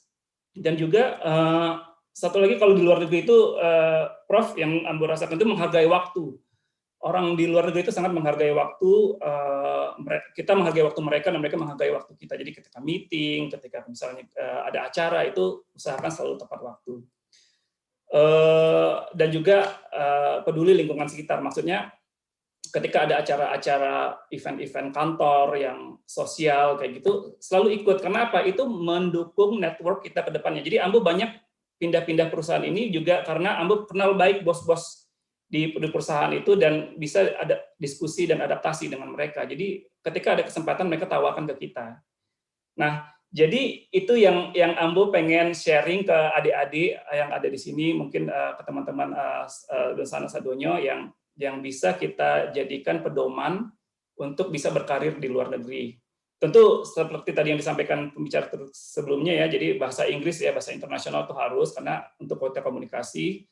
Terus kemudian yaitu mandiri ya, mandiri orang awak tuh do it yourself, harus bisa ngerjain sendiri pekerjaan-pekerjaan itu, jangan semuanya didelegasiin kalau memang kita bisa kerjakan, karena itu jadi pengalaman kita. Kemudian ya mudah membaur, dan satu lagi di zaman sekarang Prof. Fasli Jalal, kita harus bisa melek teknologi ya, jadi seperti tadi kata Uni Andari Gusman ya yang di perusahaan teknologi itu penting sekali di zaman sekarang ini supaya kita bisa adaptasi dengan luar negeri, dengan lingkungan kerja di luar negeri. Seperti itu Profesor Fasli, sharing dari Ambo. Kalau misalnya ada pertanyaan nanti boleh kita sambung di diskusinya. Baik, nih maaf ini ada suara azan di sekitar saya ya karena dekat rumah dengan masjid. Ya, jadi kita lanjutkan aja.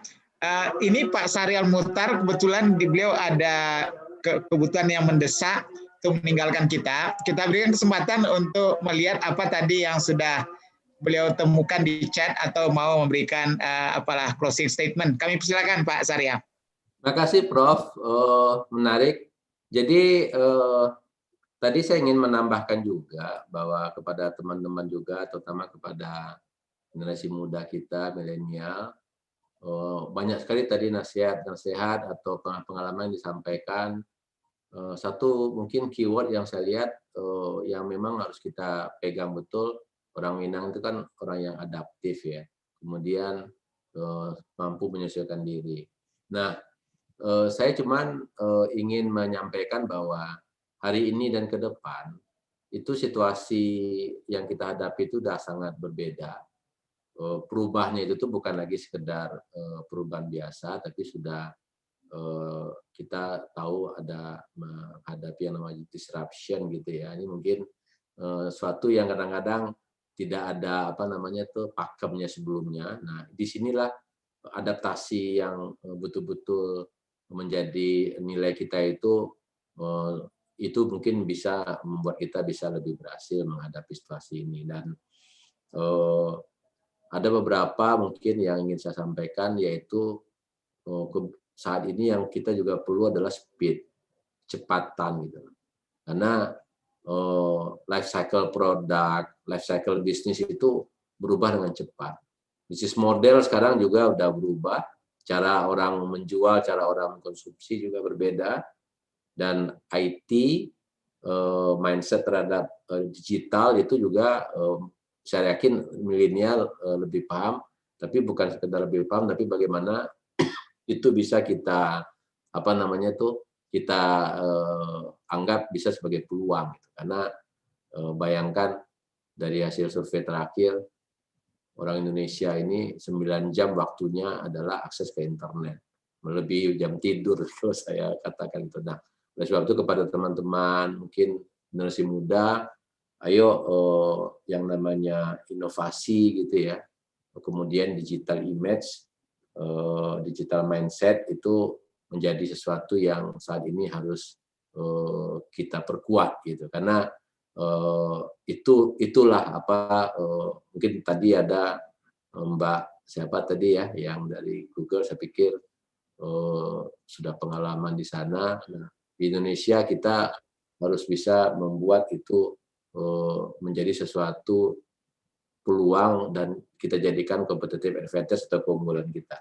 Nah, dengan digital dunia ini memang akan menjadi sangat borderless. Nah, bahkan pintu rezeki juga akan jadi borderless karena kalau makanya diaspora itu bisa di mana saja, kita bisa ada di mana saja, tapi bisa berbisnis juga di mana saja. Saya rasa itu mungkin kata akhir dari saya. Adaptasi ya itu menjadi hal yang utama untuk kita menghadapi perubahan yang sangat disruptif hari ini dan di masa yang akan datang. Demikian Prof. Fasli. Terima kasih Pak Syariah. Saya izin pamit. Assalamualaikum. Ya, silakan. Terima kasih banyak. Kita lanjut dulu Pak Nofri Latif. Beliau nanti akan kenalkan diri sedikit, tapi saya kenal beliau inilah Ketua Panitia Pembangunan Surau Seni Australia yang sudah mangkrak kira-kira belasan tahun ya.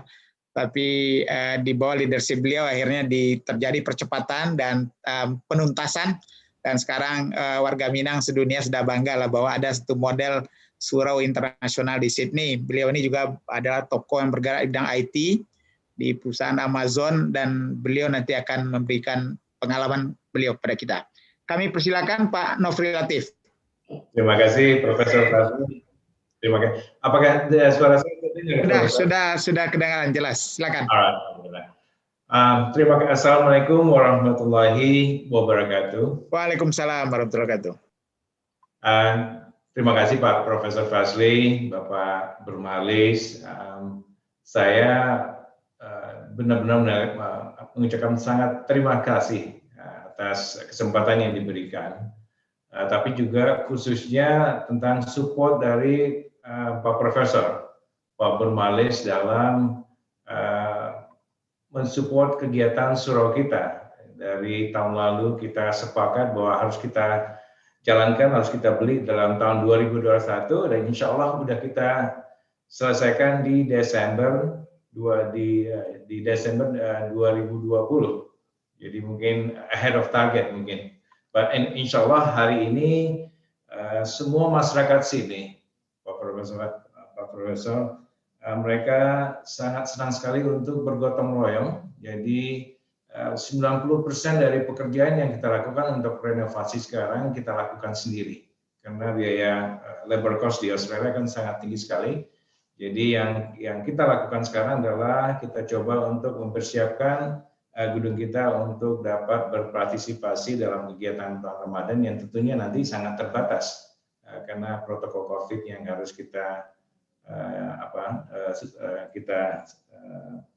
compliance di Sydney, Australia.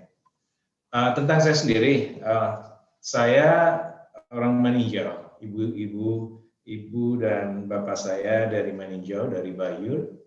Yang terkenal saya meninjau adalah kalau 44 bisa berenang di danau, makan pesi. Itu mungkin yang dari meninjau yang selalu saya kenal. Saya di Pekanbaru, besarnya di sana, kemudian ke Jakarta. Kemudian selama lebih dari 20 tahun saya di Australia. Itu bermulai karir di perusahaan Amerika, AT&T, Telekom and Telegraph. Kemudian saya pindah ke Lucent Technologies dan Nokia, itu bergerak di bidang telekomunikasi. Dan saya sangat beruntung bahwa yang saya lakukan fokus sekali di bagian information technology. Saya pegang tim di Asia Pasifik dan kemudian ke Hewlett Packard, HP, dan kemudian terakhir di Amazon. Mungkin itu yang keberuntungan yang saya rasakan selama ini. Alhamdulillah punya waktu sekarang agak sedikit banyak, saya coba untuk fokuskan surau untuk anak-anak youth kita di Australia, youth kita, dan kita siapkan tempat buat orang-orang tua kita untuk kita semua bisa merasakan suasana surau gitu, Pak Profesor. Adapun ada beberapa prinsip mungkin ini apa sih kiat-kiatnya yang bisa kita lakukan untuk yang bisa saya share untuk mungkin generasi milenial. Bagaimana cara kita menempuh karir di internasional. Saya cuma pengen share 3 aja mungkin, ini yang mungkin secara krusial mungkin bisa kita lihat. Yang pertama adalah selalu yang saya ingin cobakan adalah bagaimana kalau kita clear goal in mind, artinya apapun yang kita lakukan, usahakan kita punya target, kita punya goals, apa sih yang mau kita lakukan. Itu mungkin yang pertama kali yang saya coba lakukan adalah clear goal in mind, apa yang ingin kita lakukan, dan tetapkan target, ini apa, target apa yang kita lakukan. Kemudian juga untuk memotivasi diri, bagaimana kalau kita set up goal, kadang-kadang ini terlalu tinggi. Kita ciptakan kayaknya milestone, langkah-langkah kecil yang akhirnya yang kita bisa capai. Yang pada saat kita capai kita merasa senang dan kita harus reward.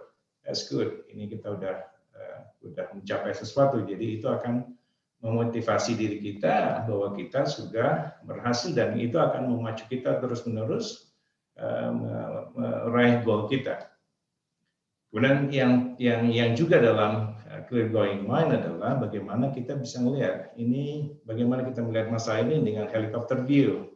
Kita coba ke atas apa sih yang terjadi sehingga nanti kita tidak terjebak ke masalah yang kecil-kecil yang bukan mensupport goal kita. Apa sih goal kita sebenarnya?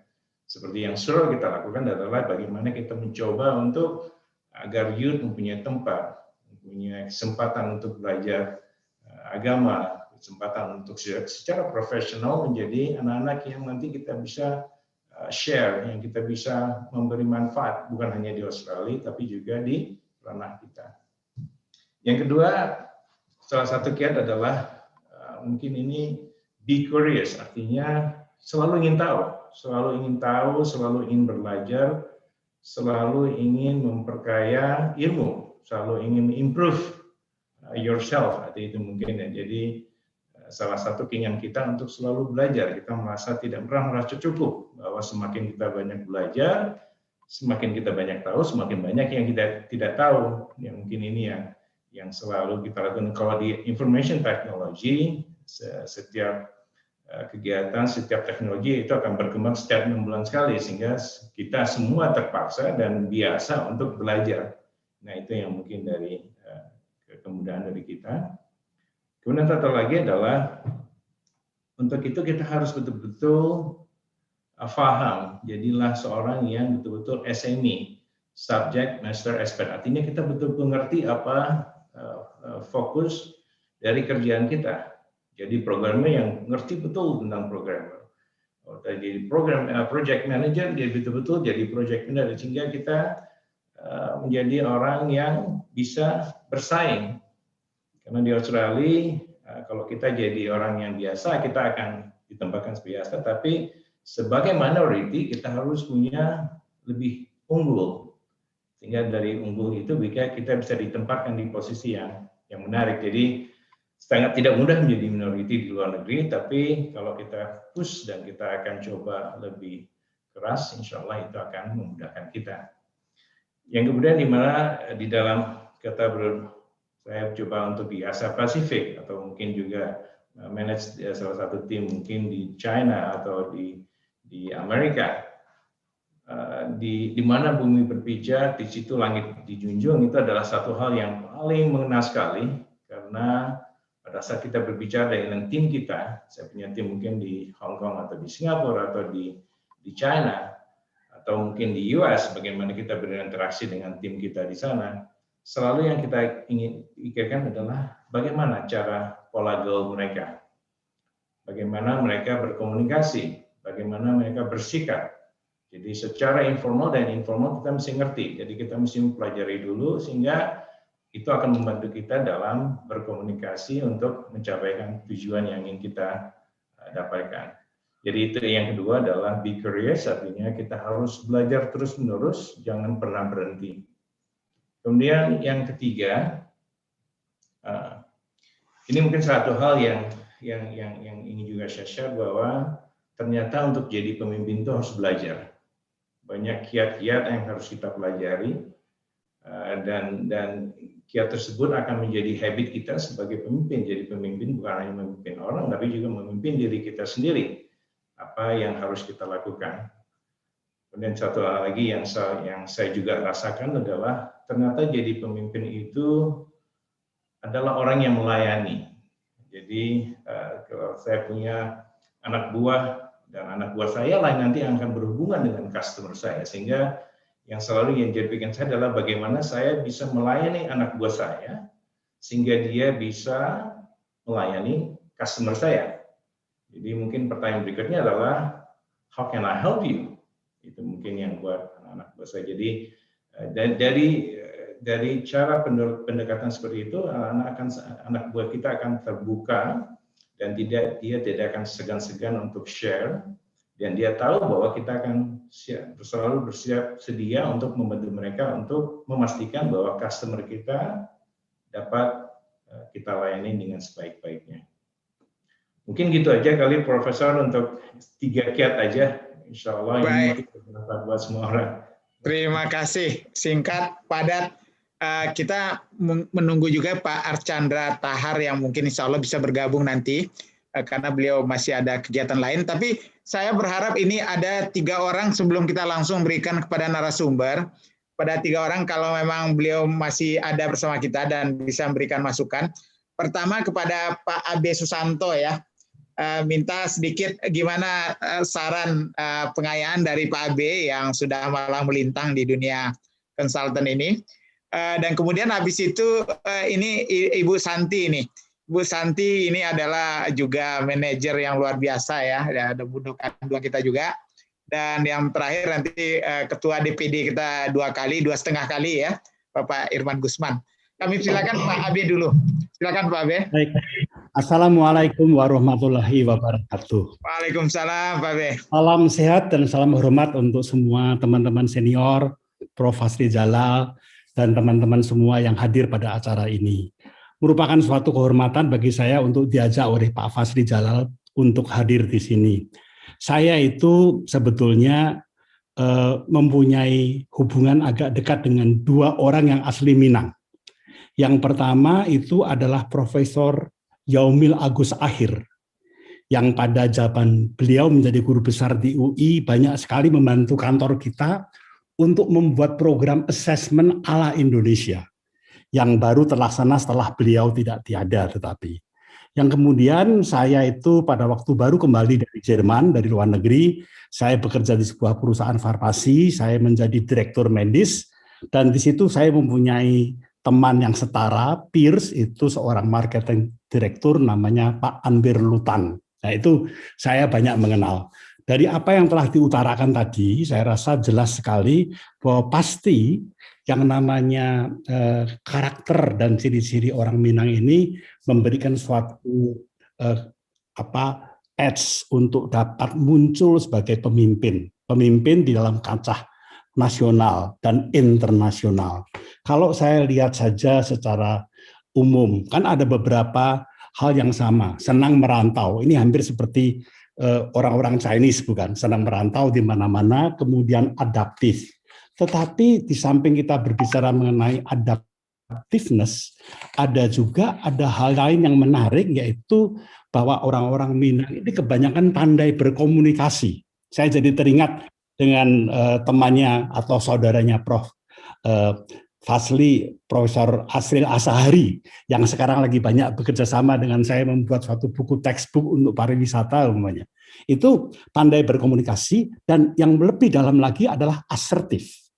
Dan assertiveness ini penting kalau kita mau berhasil di dunia internasional, karena di situ kita tidak submisif, ngalah-ngalah saja, tetapi juga kita pandai mengekspresikan diri, dan kita juga tidak cepat menjadi agresif. Karena biasanya orang Indonesia sering dituduh kalau tidak manut saja, submisif, menjadi orang tiba-tiba yang agresif. Saya rasa ini 2 karakter ini sangat penting sekali bagi kita untuk bisa maju di dunia. Nah, saya agak senang juga tadi ada seorang yang muda, Ibu Andari ya, yang menceritakan bagaimana dia bisa lepas dari lingkungan keluarganya yang demikian mapan. Dan itu saya agak teringat pada sajaknya Khalil Gibran, bukan, yang mengatakan anak-anakmu bukanlah anak-anakmu. Ia adalah anak kehidupan yang rindu akan dirinya sendiri. Saya rasa ini ada termasuk falsafat di situ bagaimana seorang tua berani melepaskan. Nah, yang saya juga melihat penting sekali kalau kita belajar mengenai budaya kerja, salah satu peneliti yang terkenal di dunia itu kan dari Belanda namanya Hofstede. Hofstede itu mengatakan bahwa budaya orang-orang di berbagai negara itu dapat dikategorikan sebagai budaya yang intinya maskulin atau feminin.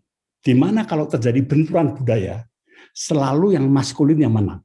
Nah, budaya Indonesia in general itu hampir seperti budayanya bangsa Prancis di Eropa Barat, dianggap sebagai budaya yang feminin. Kita tabrakan dengan Jepang, kalah, gitu ya. Dengan Belanda, kalah. Tetapi kalau saya melihat budayanya orang Minang, ini beda. Budayanya orang Minang ini sebetulnya lebih budaya yang maskulin. Sehingga kalau dibenturkan dengan budaya lain, akan bisa hidup di dalam koeksistensi dan bukan hanya sekedar egaliter, tetapi kadangkala dengan kompetensi dan pengalaman yang dimiliki juga akan sangat berhasil. Dan saya sangat senang tadi apa yang sedang saya promosikan sekarang ini adalah yang namanya servant leadership. Tadi sudah beberapa kali diunggah bahwa kita sekarang harus melayani. Tinggal melayaninya apa? Saya sejak 6 tahun terakhir ini kan aktif di UPN Veteran Jakarta ya, Profesor Fasli. Saya sekarang menjadi guru besar di sana untuk bidang strategic management. Tetapi sebagai kampus manajemen bela negara, saya memang ngurusin satu bagian kecil yang mempromosikan manajemen bela negara yang tidak berkaitan dengan kedaulatan dan keamanan. Jadi yang nir-militer. Nah di situ sama, tapi kalau kita tanya saya cukup tersentuh. Saya baru mereview income per kapita Indonesia setelah masa pandemi ini menjadi 4.300. Tadi Qatar kalau salah 65.000, Singapura sudah 95.000, maka wujud manajemen bela negara kita itu harus diwujudkan di dalam bentuk peningkatan income per kapita. Berarti kita harus berbicara ketahanan pangan, ketahanan energi, kesehatan, pendidikan. Saya merangkum ada 9 elemen yang harus diadres. Alangkah bagusnya kalau kita sebagai cendekiawan ataupun pebisnis praktis untuk bergerak ke arah sana. Sementara begitu, saya senang sekali mendapat kesempatan ini. Terima kasih Pak Abe. Beliau ini karangan bukunya satu lemari besar gitu ya, sehingga profesorshipnya diantar malah ke beliau, bukan beliau yang mencari-cari ya. Baik, kita Bu Santi, bersedia Bu Santi, sedikit Bu Santi, dan siap-siap Pak Irman nanti.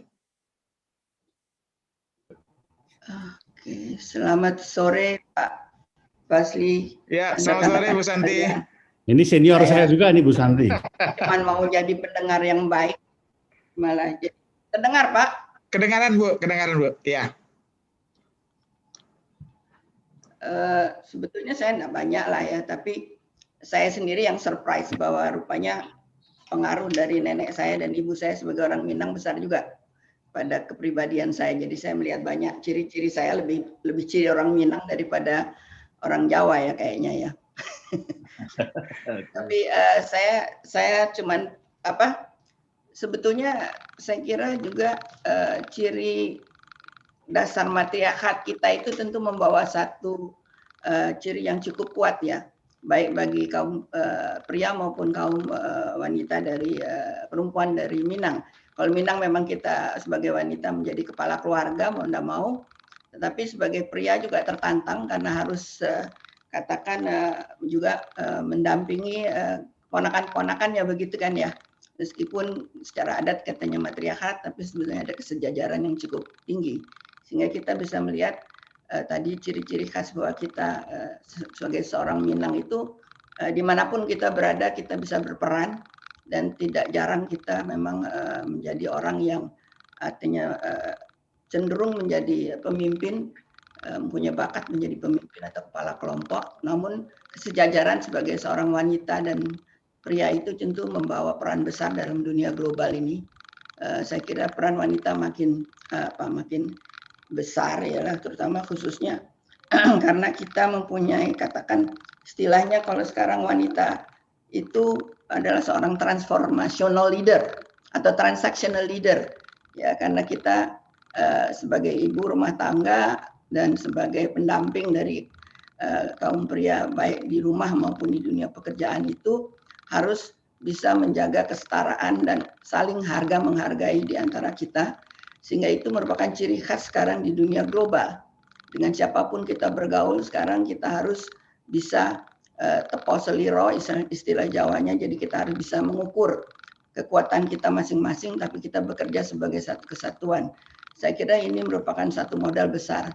Dimanapun kita berada, tadi ada yang di Qatar, ada yang di Sydney, ada yang di Singapura, dan kita yang ada di Indonesia, dan kita bisa berkiprah dimanapun kita berada di dunia ini, dan insya Allah Indonesia bisa lebih berperan ke 10 tahun ke depan, di mana juga perpaduan antara generasi milenial dan generasi baby boomer istilahnya, itu juga paling efektif saya kira di kalangan adat istiadat kita bersama di Indonesia ini. Saya kira sekian aja Pak Fasli. Baik, terima kasih banyak Bu Santi yang telah berbagi. Pak Irman, silakan Pak Irman Gusman. Baik, Pak Fasli, terima kasih ini ya. Jadi saya mengapresiasi sekali acara ini luar biasa sekali. 2 jam saya lihat partisipannya tetap stay gitu ya di acara ini. Ini memang kita harus kasih kredit ke Profesor Fasli nih yang bisa membawa acara dengan baik. Jadi Pak Saya Fasli hanya pertama, pelayannya aja Pak, saya pelayannya aja Pak Irman. Luar biasa. Hanya mengingatkan kita semua sebagaimana yang disampaikan oleh pakar manajemen dunia Peter Drucker. Mengatakan begini, there is no underdeveloped country but undermanaged country. Jadi sesungguhnya nggak ada negara itu yang terbelakang, cuma mungkin salah kelola. Nah, oleh karena itu Pak Fasli, masalah human resources, sumber daya manusia, human capital, tentu yang berujung kepada profesionalisme. Inilah yang menentukan maju tidaknya sebuah negara.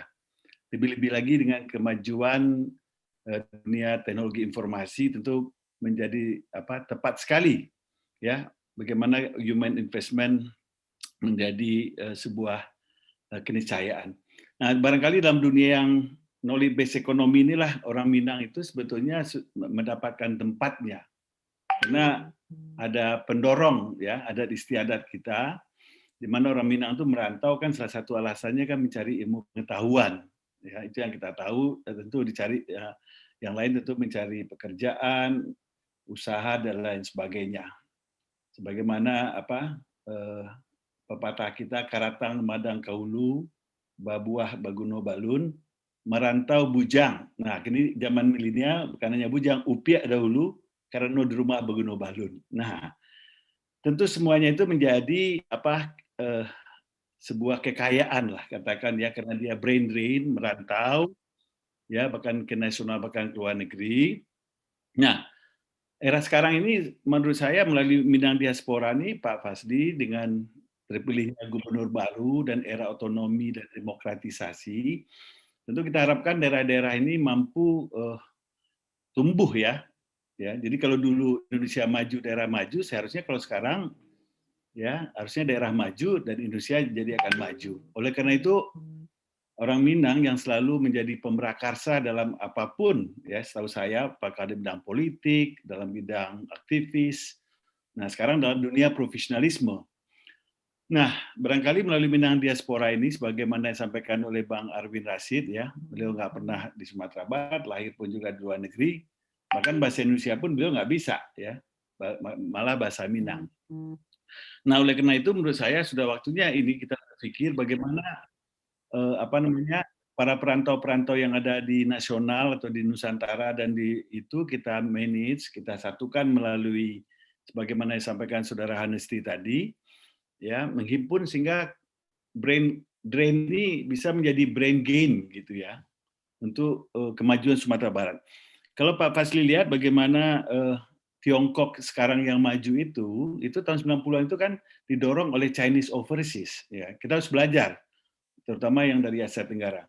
Begitupun juga India, ya Indian overseas, ya itulah yang membuka pintu majunya reformasi di India.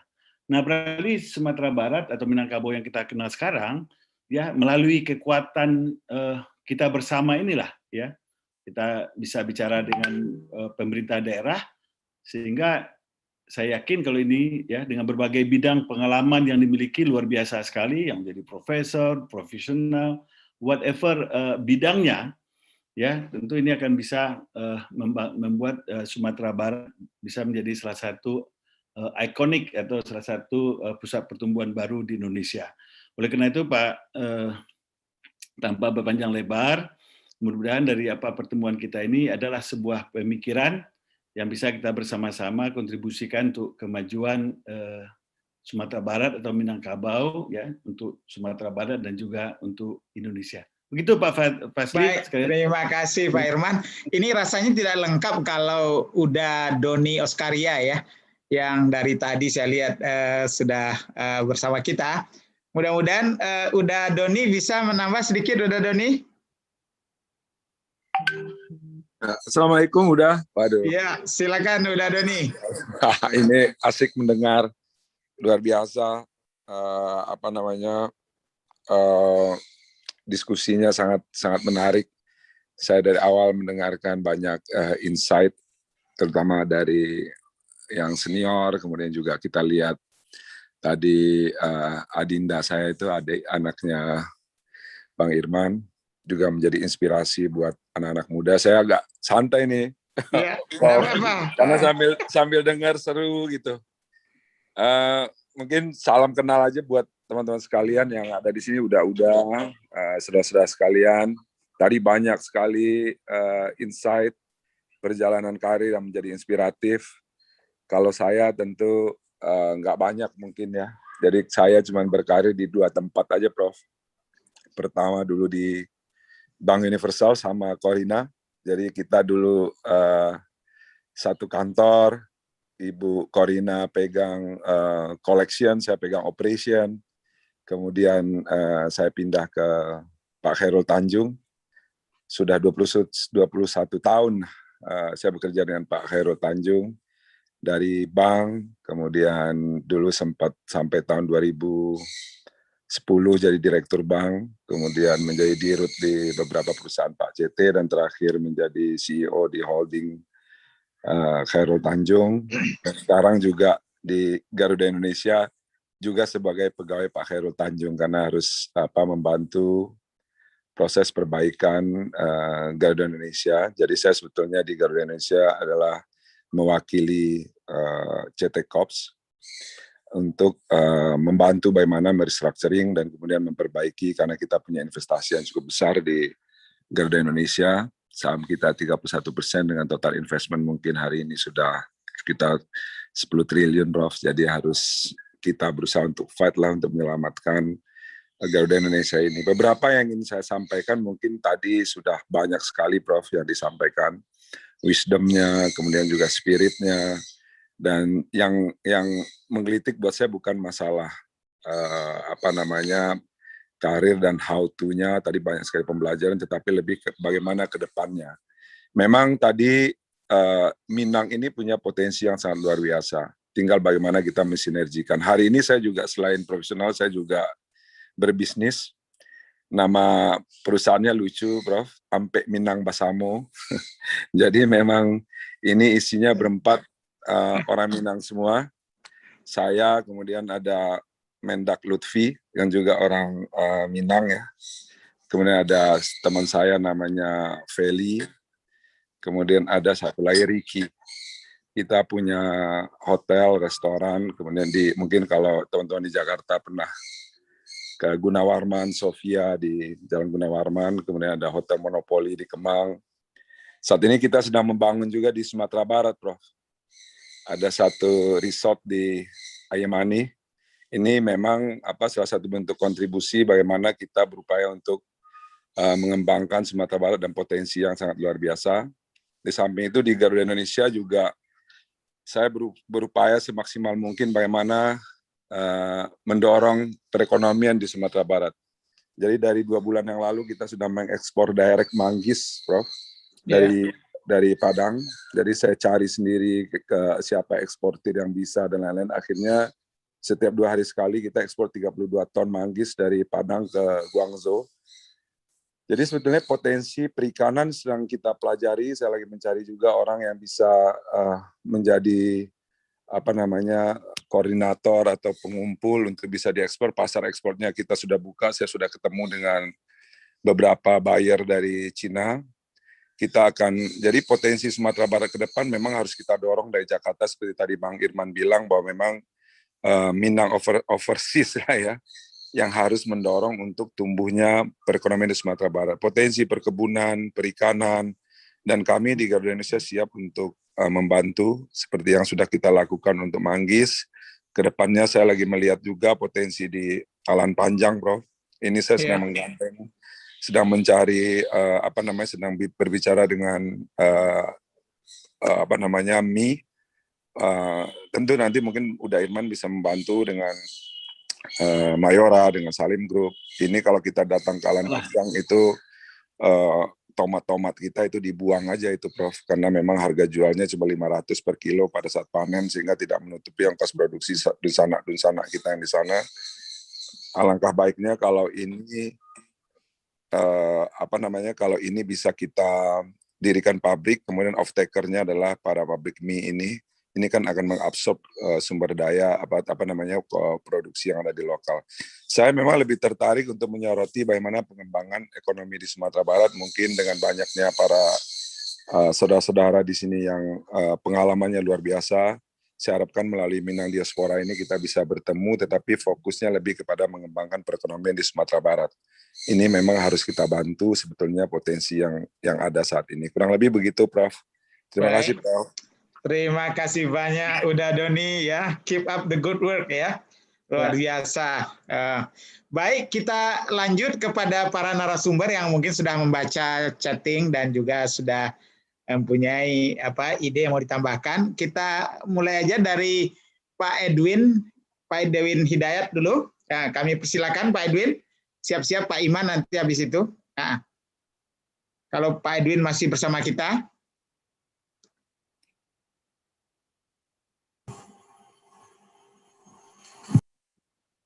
Pak Edwin masih bersama kita kah? Baik. Kalau begitu kita lanjut dulu ke Pak Iman. Pak Iman masih bersama kita kah? Pak Edwin ada, Prof? Pak Edwin lagi. Ada Pak Edwin. Silakan Pak Edwin. Pak Iman dulu ya, benar. Kalau senior duluan lah. Iya. Ini sudah sepakat nampaknya meminta Pak Edwin duluan ini. Pak Edwin silakan. Karena beliau sudah bermain di tataran makrifat ya. Iya, silakan Pak Edwin. Apa ini? Silakan Pak Edwin. Saya lagi buat selesai sholat, saya belum tahu ini mengenai apa. Ada enggak tambahan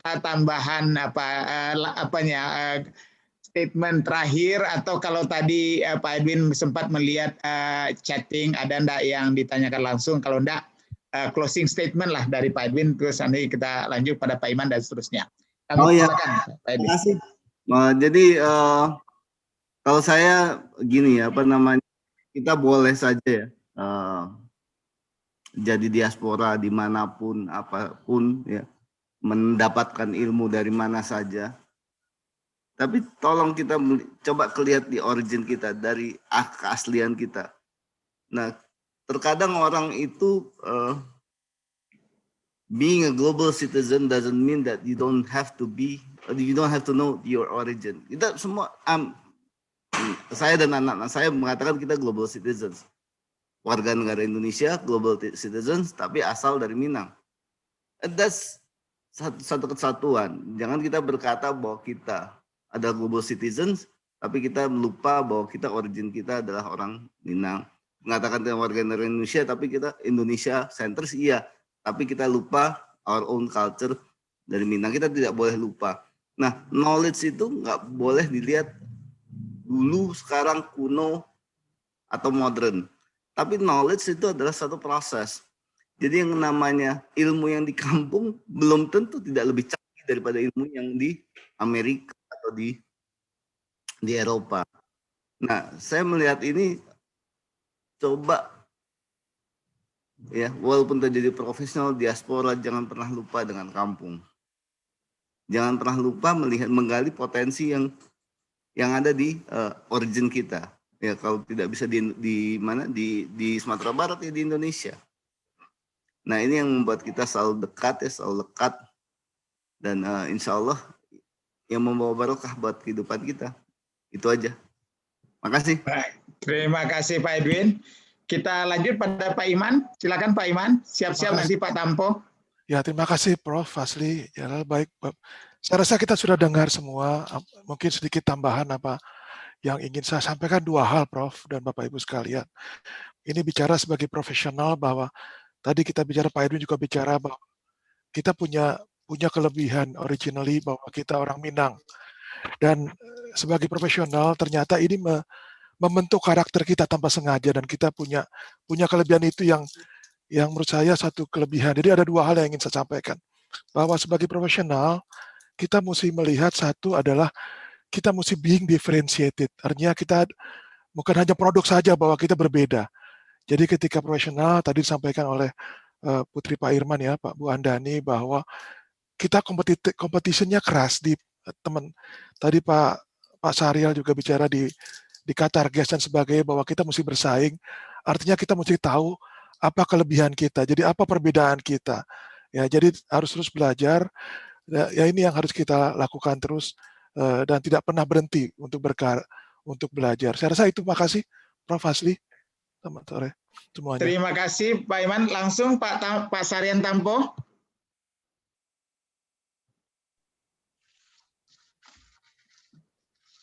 Silakan Pak Sarian. Ya Prof. Ya. Baik, mungkin saya nambahin sedikit aja. Terutama untuk generasi muda ya yang ingin bekerja ke luar negeri ini. Jadi jangan takut, bekerjalah di tempat-tempat yang biasa aja dulu, mungkin setelah tamat, atau kalau bisa langsung ke tempat yang besar tinggi ya bagus sekali. Tapi kalau seandainya nggak bisa, nggak apa-apa bekerja dulu. Seperti saya juga dulu, pertama dulu pernah di Lemigas, kemudian Nalco Perkasa, kemudian pernah pabrik kertas, pabrik sepatu pun pernah dulu, kemudian terakhir di Tripatra Engineering. Nah baru ke Arun. Di Arun cukup lama saya.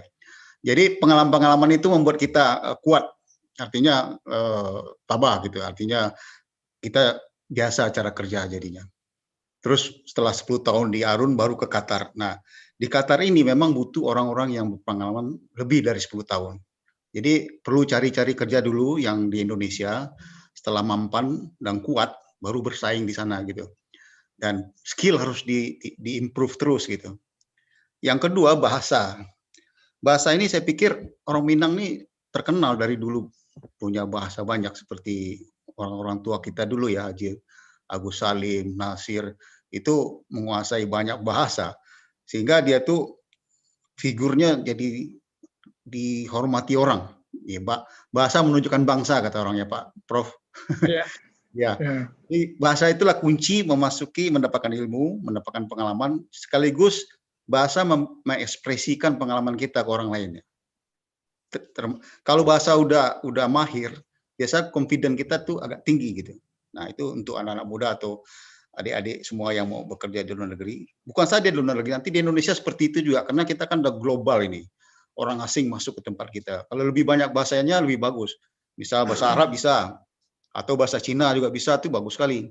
Prof kan dulu ngajar bahasa Cina ya Prof. Jadi terus belajar dengan orang lain juga. Karena kita di dunia internasional, terus kita harus bisa menerima pengalaman mereka. Kita ambil profit gain dari dia gitu. Yang terakhir kita harus jalin network. Nah seperti saya sekarang terus jalin network ke Qatar, orang Qatarinya ada banyak. Terus ada keluarga raja juga, saya network juga. Orang bule-bule yang udah pensiun, saya tetap jaga hubungan gitu. Karena dari network mereka ini nanti akan gampang gitu Pak, memasuki akses gitu. Nah, saya pikir itu aja Pak, closing saya. Terima kasih. Terima kasih Pak Sarian Tampo. Ibu Uni Korina Karnalis, kami silakan. Siap-siap nanti Uni Andari. Baik, terima kasih Prof.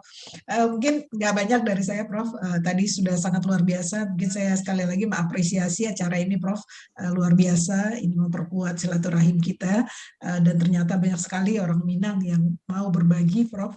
Jadi mungkin saya terakhir dari saya, rasanya perlu kita tingkatkan, kuatkan lagi network kita, kemudian kita juga harus siap-siap dengan era yang selalu berubah.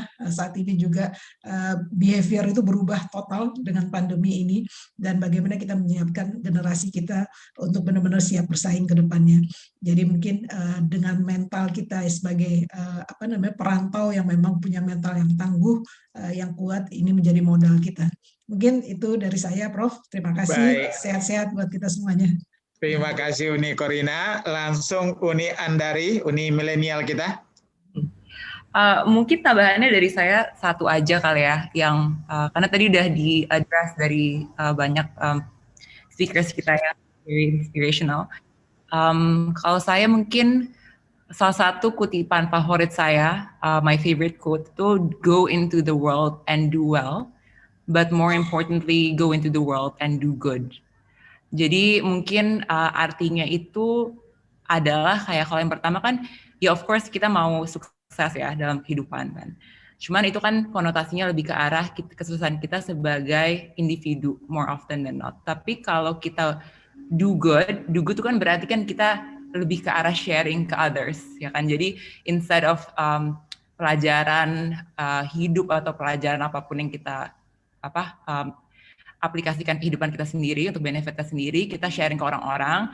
Jadi hasilnya bisa orang-orang lain bisa belajar dari kita, dan lebih banyak orang yang bisa sukses juga dari pengalaman kita tersebut. Itu aja sih. Baik, terima kasih Uni Andari ya. Makin bernas utir-utir beliau. Lanjut kepada Pak Patria, Uda Patria, kami silakan. Terima kasih Prof. Dari saya sih mungkin cuma beberapa kiat sedikit aja ya untuk teman-teman adik-adik yang mulai berkarir ataupun yang masih kuliah ya. Kedepannya bagaimana supaya sukses di dunia karir maupun baik itu di Indonesia maupun di luar negeri. Ya, yang pertama bagi saya itu punya background ilmu, pengetahuan dan pendidikan yang pas itu kalau bisa diusahakan terus, jangan pernah ragu untuk menuntut ilmu. Kemudian ketika masih dunia kerja, fokus ke industri yang dimasuki ya. Jadi kalau udah masuk ke industri, fokus. Nanti ke depannya boleh pindah-pindah industri sesuai dengan keahlian kita. Dan tapi yang pasti juga ketika masuk itu juga bikin visi yang jelas. 5-10 tahun lagi mau jadi apa? Bikin itu visinya lebih tinggi, sangat tinggi ya. Misalnya 10 tahun saya harus jadi direksi di perusahaan saya gitu. Jadi buat target setinggi mungkin, karena itu insya Allah dengan niat dan tekad itu akan tercapai. Terus seperti yang tadi juga sampaikan ya, buat koneksi sejak dini, sejak kuliah, ikut event networking, terus kemudian di kantor juga kerjakan tambahan-tambahan ya. Kalau misalnya pekerjaan tambahan yang bukan network, kita kerjakan itu dengan tenang hati, dengan senang hati, dan juga berkenalan dengan orang-orang yang sukses di dunia bisnis maupun di dunia profesional gitu. Nah, yang terakhir seperti tadi saya sampaikan ya, do it yourself apapun itu, kalau masih bisa kita kerjakan sendiri, jangan kita baru jadi supervisor kita udah delegasikan semuanya, belum jadi direksi. Jadi karena apapun yang kita kerjakan itu do it yourself dan kita mandiri, itu yang akan membawa kita sukses ke depannya, baik itu jadi nanti ke depannya jadi manajer atau jadi direksi dan sebagainya. Jadi itu dari saya kiat-kiat untuk adik-adik. Terima kasih Pak Nofri. Sabar sebentar Pak Nofri, karena Pak Archandra sudah bergabung dengan kita. Pak Archandra, sudah bisakah Pak Archandra langsung menyampaikan butir-butirnya? Ini luar biasa Pak Archandra, sudah 3 jam, tapi peserta kita masih di atas 330-an, padahal puncaknya tadi 360. Jadi betul-betul 3 jam ini sebagian besar bertahan. Salah satu adalah untuk mendengar Pak Archandra. Beliau ini adalah CEO dari perusahaan minyak di Texas ya, yang kelas dunia, menjadi menteri kita, dan kemudian wakil menteri, kemudian menjadi komisaris utama, dan banyak sekali peran beliau di dalam pembangunan. Yang paling penting saya kira beliau diundang khusus oleh Pak Jokowi untuk mengabdi ke Indonesia. Kalau enggak, sudah tetap dia menjadi aset dunia ya. Terima kasih Pak Chandra, kami persilakan. Baik, Assalamualaikum warahmatullahi wabarakatuh. Waalaikumsalam warahmatullahi wabarakatuh. Selamat sore, salam sejahtera buat kita semua. Yang saya hormati Pak Fasli Jalal, Pak Burmalis Ilyas, Bapak-bapak para narasumber yang masih ada, para pendengar yang ikut dalam acara ini. Saya mohon maaf tidak bisa ikut dari awal karena ada kegiatan lain. Alhamdulillah diberi kesempatan untuk bisa join mungkin di akhir sesi. Pak Fasli, saya harus menjawab kira-kira pertanyaan atau visi atau bagaimana ya Pak Fasli ya? Pertanyaannya bagaimana kiat-kiat Pak Archandra menggalang karir sebagai profesional dan kemudian menjadi pemimpin puncak. Bagaimana lessons learned dari perjalanan itu, apa contoh-contoh best practice yang mungkin Bapak lakukan untuk menjadi inspirasi bagi anak-anak muda kita yang sedang membangun mimpinya atau membangun karirnya, Pak. Oke, baik. Tentu ini kalau saya bercerita, belum tentu ini sesuatu yang terbaik, namun demikian saya mencoba sharing apa yang pernah saya alami, yang mungkin bermanfaat buat yang mendengar pada sore hari ini. Saya bercerita kenapa sampai akhirnya bisa ke Texas atau di US berkarirnya. Pertama, tidak ada niat sedikit pun untuk tinggal atau menetap atau berkarir di US. Tujuan utama di awal adalah untuk menimba ilmu, namun demikian yang namanya ilmu semakin digali, semakin terasa bahwa we are nobody. Gitu. Kita itu bukan apa-apa. Setelah mendalami sehari menjadi seminggu, menjadi sebulan, setahun, dan bertahun-tahun, dan disitulah terasa bahwa di atas langit masih ada langit. Ya. Karena masih ada langit di atas langit, tercermin bagi siapapun sikap kita dalam menghadapi apa itu ilmu. Ya, karena dalam Al-Qur'an itu dinyatakan Bismillahirrahmanirrahim, la ilma lana illa ma 'allamtana.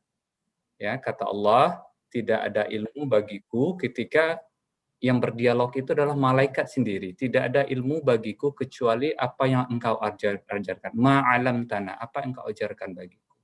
Nah, pada saat menimba ilmu itulah, baik itu secara formal di sekolah maupun di waktu kerja, nah saya merasa bahwa yang diajarkan itu ternyata masih sedikit. Karena masih sedikitnya, lama-lama ingin belajar lagi, kemudian menjadi tidak tahu kapan akan kembali ke tanah air. Nah, apa kiat-kiatnya? Kalau kita di US, ada satu hal yang sangat berbeda dan mendasar sekali dibandingkan di Indonesia. Apa itu? Bahwa yang namanya kerja itu adalah deliverables. Ya.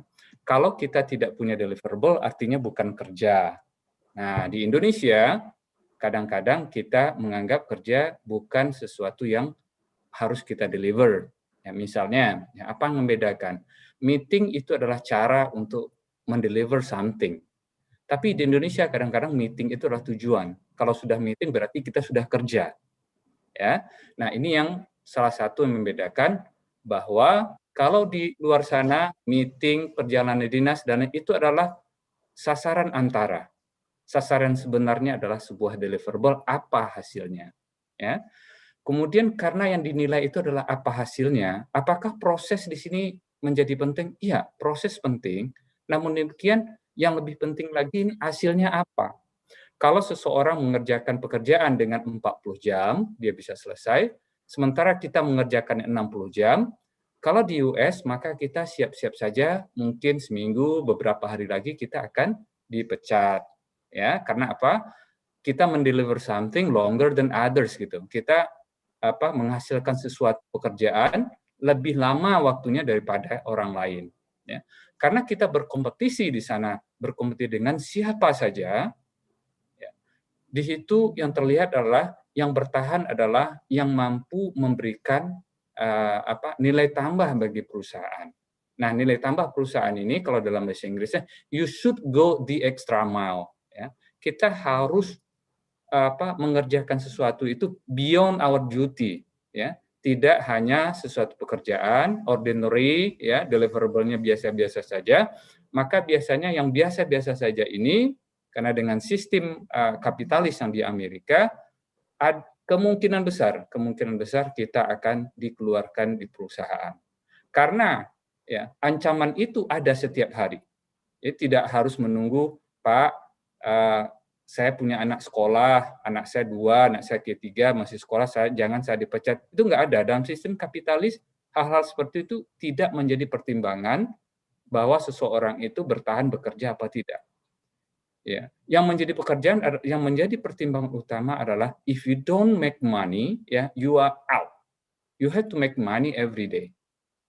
Nah, tentu ada ukuran-ukuran, ya, key performance indicator apabila seseorang dikatakan make money or not. Ya, salah satunya itu tadi, berapa lama mengerjakan sebuah pekerjaan, berapa lama dan bagaimana kita melakukan pekerjaan tersebut. Terus bagaimana kita membimbing, ya, misalnya kita punya staff sehingga mereka juga performs, ya, sesuai atau beyond yang diharapkan oleh perusahaan kita, ya.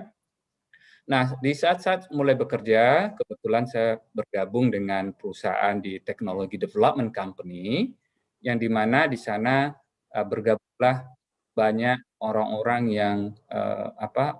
yang punya mindset untuk berinovasi, para inventor dan lain-lain. Maka pelajaran yang saya dapat ambil di sana adalah bahwa untuk melakukan sebuah inovasi tidak terbatas pada umur, ya, mau muda mau tua. Kebetulan waktu itu saya punya bos, umurnya sudah 80 tahun, masih bekerja. Bahkan sebelum dia meninggal umur 87 tahun dia meninggal, dia masih bekerja, ya, menghitung. Ya, kalau kita di Indonesia, saya beberapa kali bertanya kepada direksi di BUMN, kapan terakhir pegang kalkulator? Dan dia bilang, Pak, saya terakhir pegang kalkulator 30 tahun yang lalu. Padahal kalau orang di US pegang kalkulator itu umur 87 tahun itu masih pegang kalkulator. Masih pegang penggaris, gambar, dan lain-lain untuk technical, sehingga dia bisa mendeliver something walaupun umurnya sudah tua. Sketch dalam bentuk drawing, engineering drawing, dan lain-lain, dia juga bisa membaca itu. Jadi value seseorang di sana itu untuk berinovasi atau mendeliver something di perusahaan tidak bergantung pada umurnya.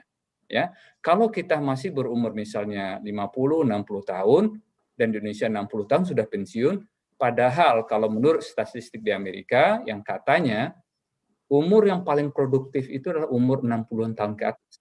Kenapa paling produktif? Karena pada saat itu keluarga sudah matang, anak-anak sudah tamat semua, ya, sudah berkeluarga, tinggal fokus sekarang kepada apa yang menjadi passionnya orang-orang tua itu.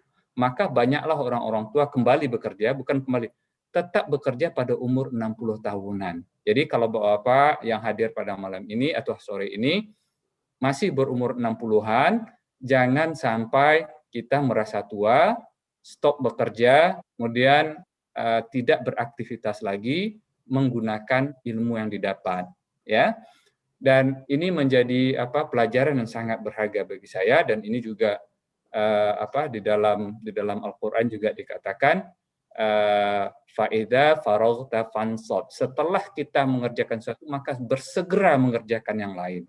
Nah, bagi Bapak Ibu-ibu yang hadir malam ini atau sore ini, kalau masih berumur 60 dan merasa pensiun, sebaiknya itu dipertimbangkan kembali. Kenapa? Di saat itulah umur yang paling produktif kalau di Amerika sana. Terima kasih Pak Fasli, mungkin ini sebagai pembuka kalau ada pertanyaan.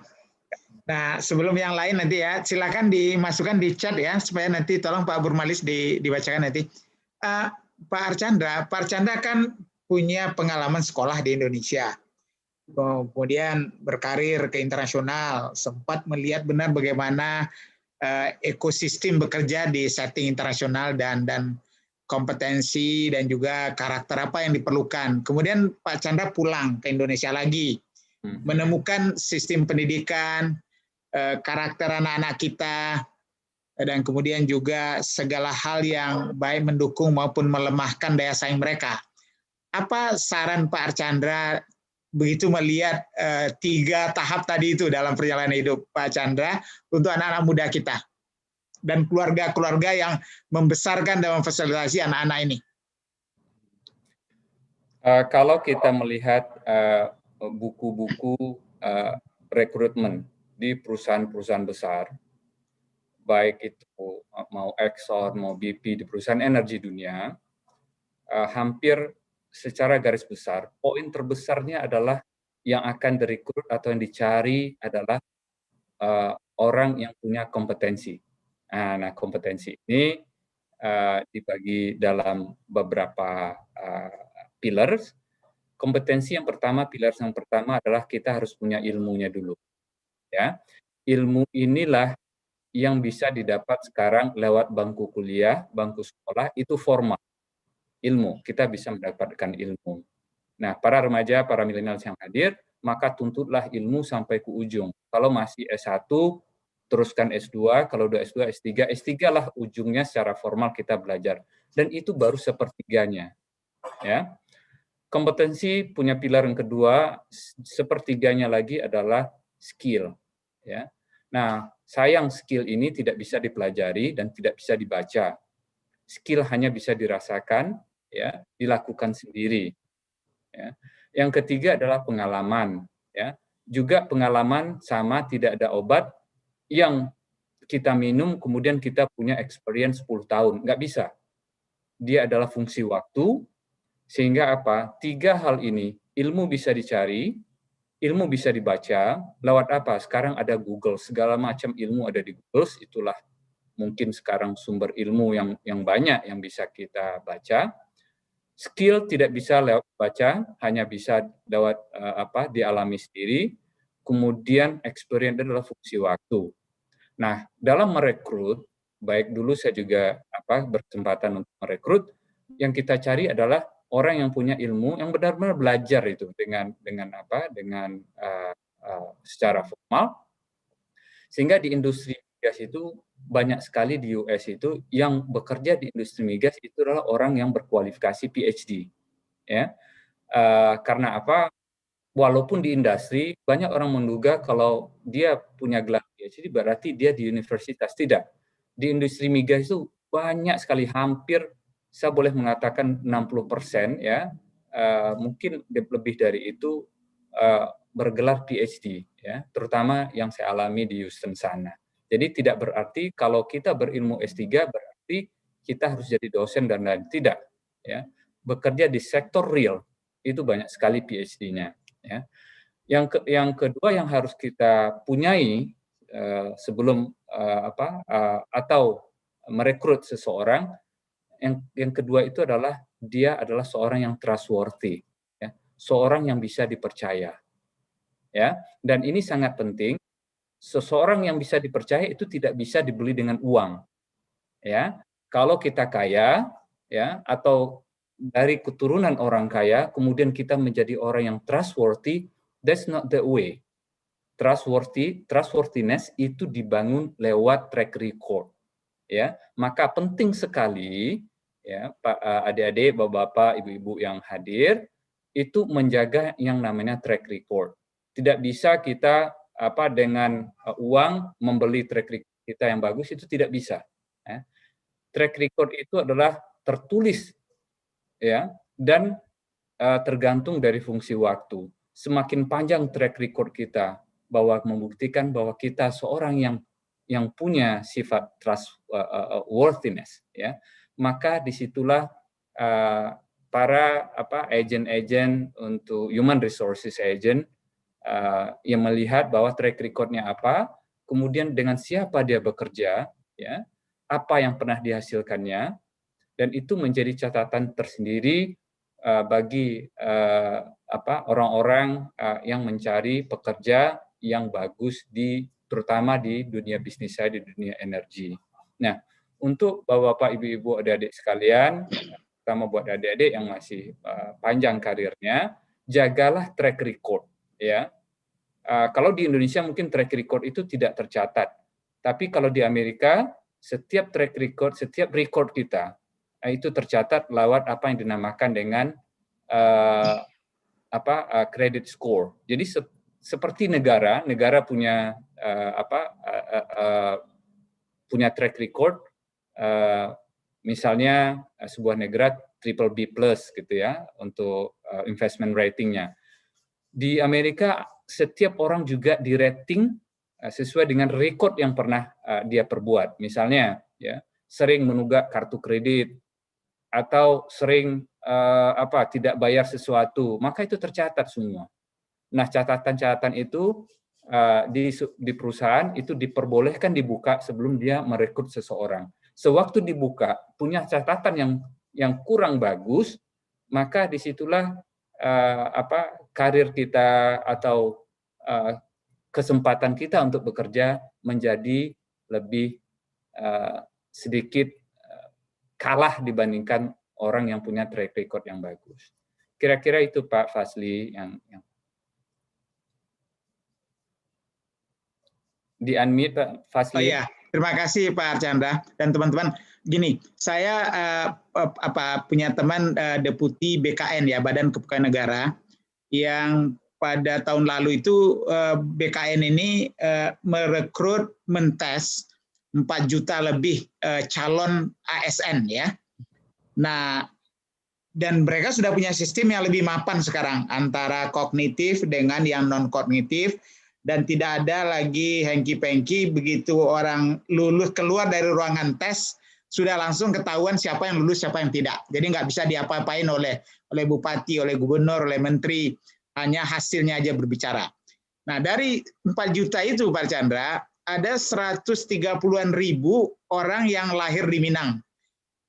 Dia lihat yang 130-an ribu ini siapa yang mau bekerja di kabupaten-kabupaten di Minang sebagai ASN. Kemudian siapa yang mau bekerja di kementerian, di berbagai kementerian di nasional, dan siapa yang mau bekerja di kabupaten dan provinsi lain di luar Minangkabau.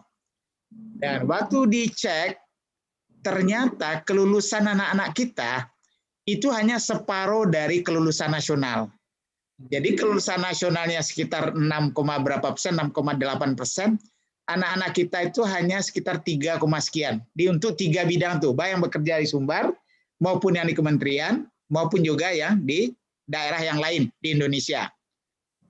Saya tanya, apa masalahnya mereka kok sampai semikian rupa? Biasanya kita bangga mensuplai ASN itu kan, apalagi mereka juga BKN tanggung jawab juga untuk menerima, menseleksi pegawai di BUMN. Ternyata bukan kognitif. Kognitif anak-anak kita baik. Yang lemah mereka ternyata menurut analisa dan data yang dikeluarkan oleh Pak Suharman namanya dari BKN itu, mereka waktu dideskripsikan secara canggih dengan metodologi tertentu, niat dan kemampuan passion melayani itu kurang. Jadi itu yang kurang di orang Minang sekarang katanya. Dan kemudian kemampuan untuk membangun dan bersedia bersinergi, bekerja sama. Kemudian ada 2 lagi faktor yang dia sebutkan, yang menurut saya agak terhenyak, padahal itu adalah modal sosial kita di adat budaya Minang. Nah, apa yang terjadi? Kekuatan kita dulu yang melahirkan ASN-ASN yang dahsyat, yang menjadi eselon 1 di mana-mana, yang menjadi sekda di mana-mana, bukan hanya di Sumbar saja, di berbagai kementerian sampai ke timur-timur dulu itu ada ASN dari Minang. Karena tadi cara dia masuk cukup selektif dan dia cukup masif jumlahnya dan berkarir dengan baik, ada di mana-mana. Nah, waktu saya tanya, bagaimana dengan calon diplomat? Karena Pak Hasim Jalal dulu pernah mengorganisir duta-duta besar memberikan wawasan bagaimana cara masuk ke menjadi pegawai Kemlu, ke UNAN, ke UNP, segala macam. Dan sampaikan oleh Pak Saremde, ini yang sayang Pak Wasi, 3 tahun terakhir katanya, dan yang tahun yang terbaru itu 38 yang melamar dari Sumatera Barat, Yang sebagian ada lulus Unpad, lulusan UGM segala macam, tidak satu pun yang lulus. Padahal dulu diplomasi itu adalah lahan daripada lulusan-lulusan pendidikan orang Minang, baik yang di Minang maupun yang di Gajah Mada, di Unpad. Nah, Pak Archandra kan banyak menulis akhir-akhir ini ya masalah ini. Ini gimana Pak Chandra melihatnya?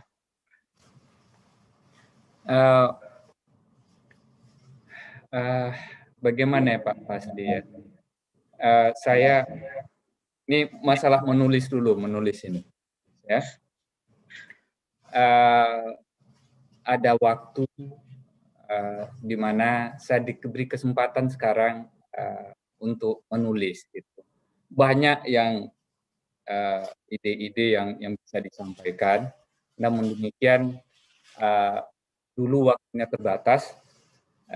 Sekarang ada waktu, ya saya memanfaatkan untuk bisa menulis. Kadang-kadang idenya muncul, menulis nih kenapa nih isunya, ya. Terutama yang saya tulis adalah kaitannya dengan bidang energi, mungkin ada isunya, ya. Jadi menyinggung masalah rendahnya. Mungkin kita bisa sebut soft skill-nya lah anak-anak muda gitu ya. Ya. Soft skill-nya. Saya beberapa kali bertanya seperti ini Pak Faz. Sewaktu saya pulang, saya tanya kepada kalau diberi saya diundang untuk bicara, untuk mengasih motivasi dan lain-lain. Kepada peserta saya tanya, pada tahun ini setelah misalnya ini sudah berapa bulan, misalnya bulan ke-8, tahun ini sudah berapa buku yang dibaca? Kita tanya sekarang. Pada peserta saya tanya, siapa yang sudah menamatkan sekian buku pada tahun ini? Itu hampir dikatakan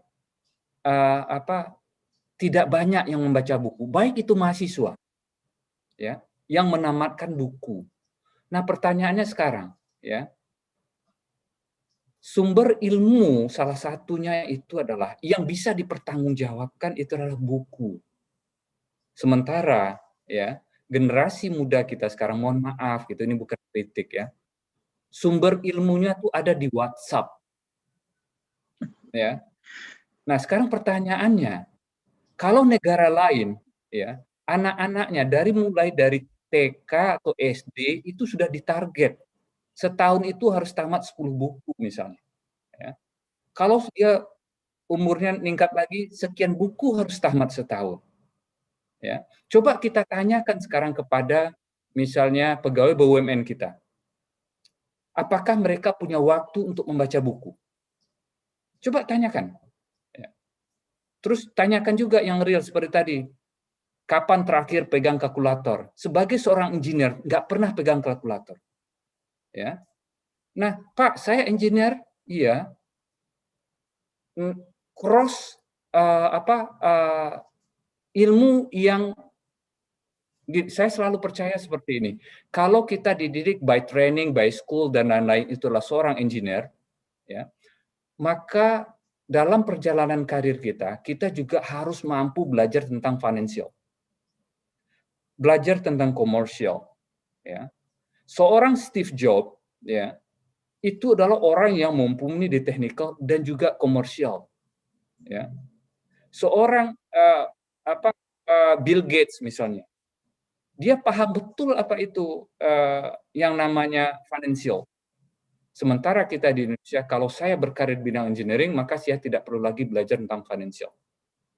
Bagi yang belajar financial, ya, maka diwajibkan untuk belajar masalah technical. Kenapa?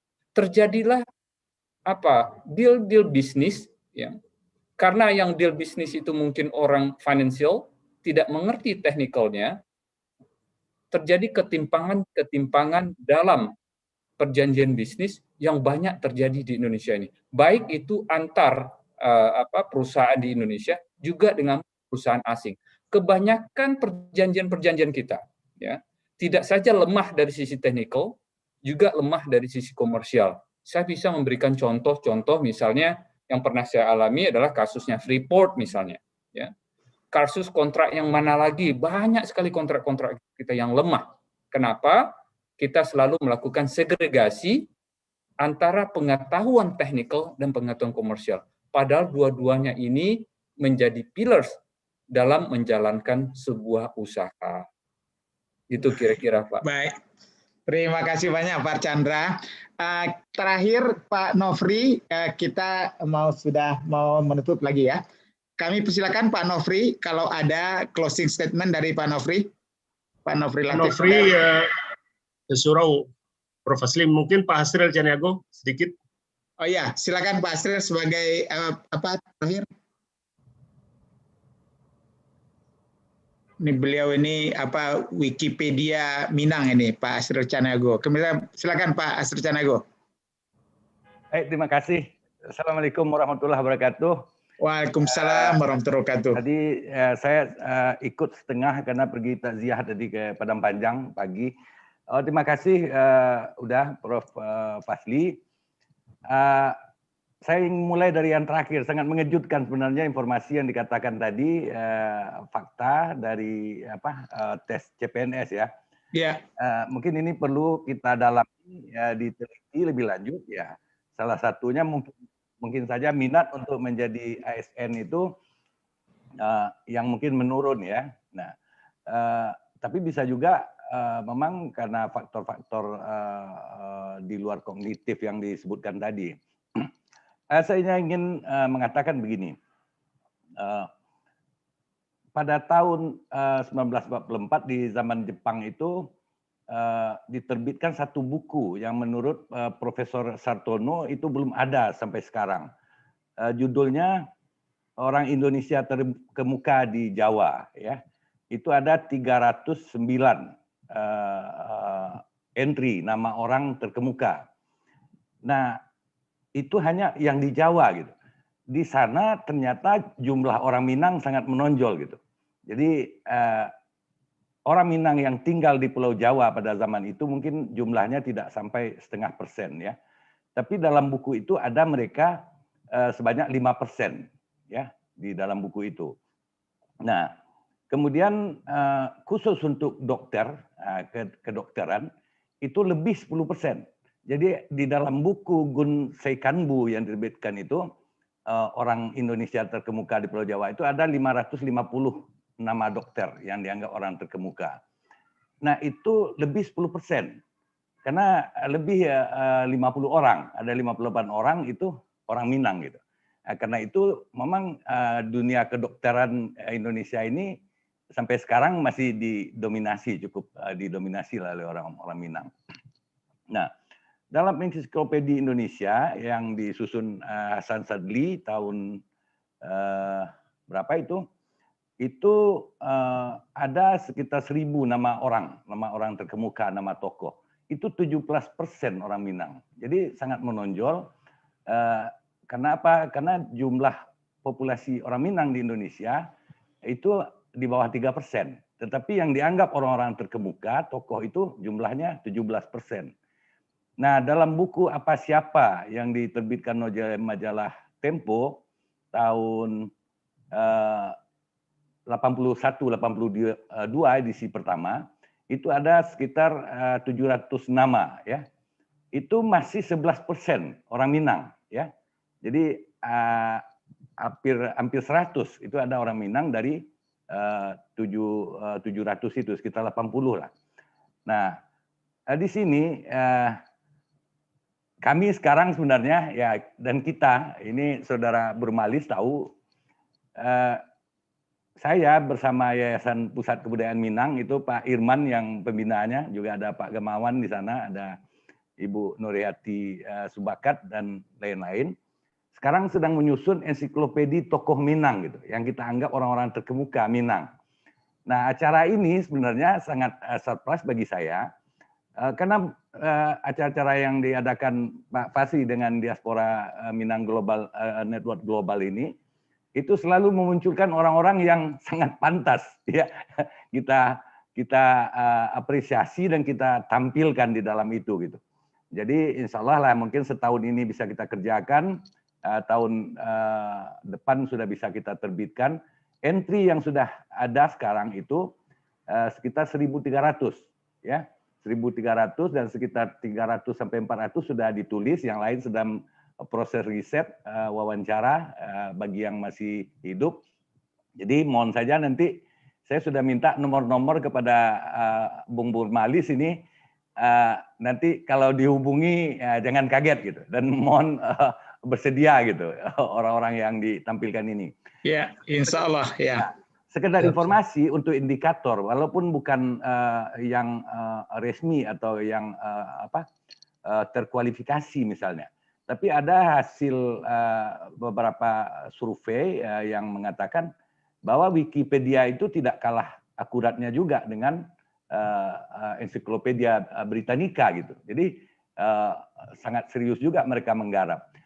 Kalau semua yang hadir ini mendengar misalnya mencoba mengklik ya men-search melalui Google tentang tokoh-tokoh etnis di Indonesia. Nah, saya sudah melakukan itu. Ternyata jumlah ya kalau kita ketik tokoh Minangkabau itu jumlahnya muncul sekitar 2.000 ya, 2.000 yang dianggap tokoh oleh ensiklopedia oleh Wikipedia. Klik tokoh lain, semuanya di bawah yang berasal dari etnis Minang ya. Walaupun Sunda misalnya itu jumlah populasinya adalah 15% dari penduduk Indonesia, ketik tokoh Sunda, itu tidak sampai separuh kalau kita ketik tokoh Minangkabau. Begitu juga etnis lain gitu.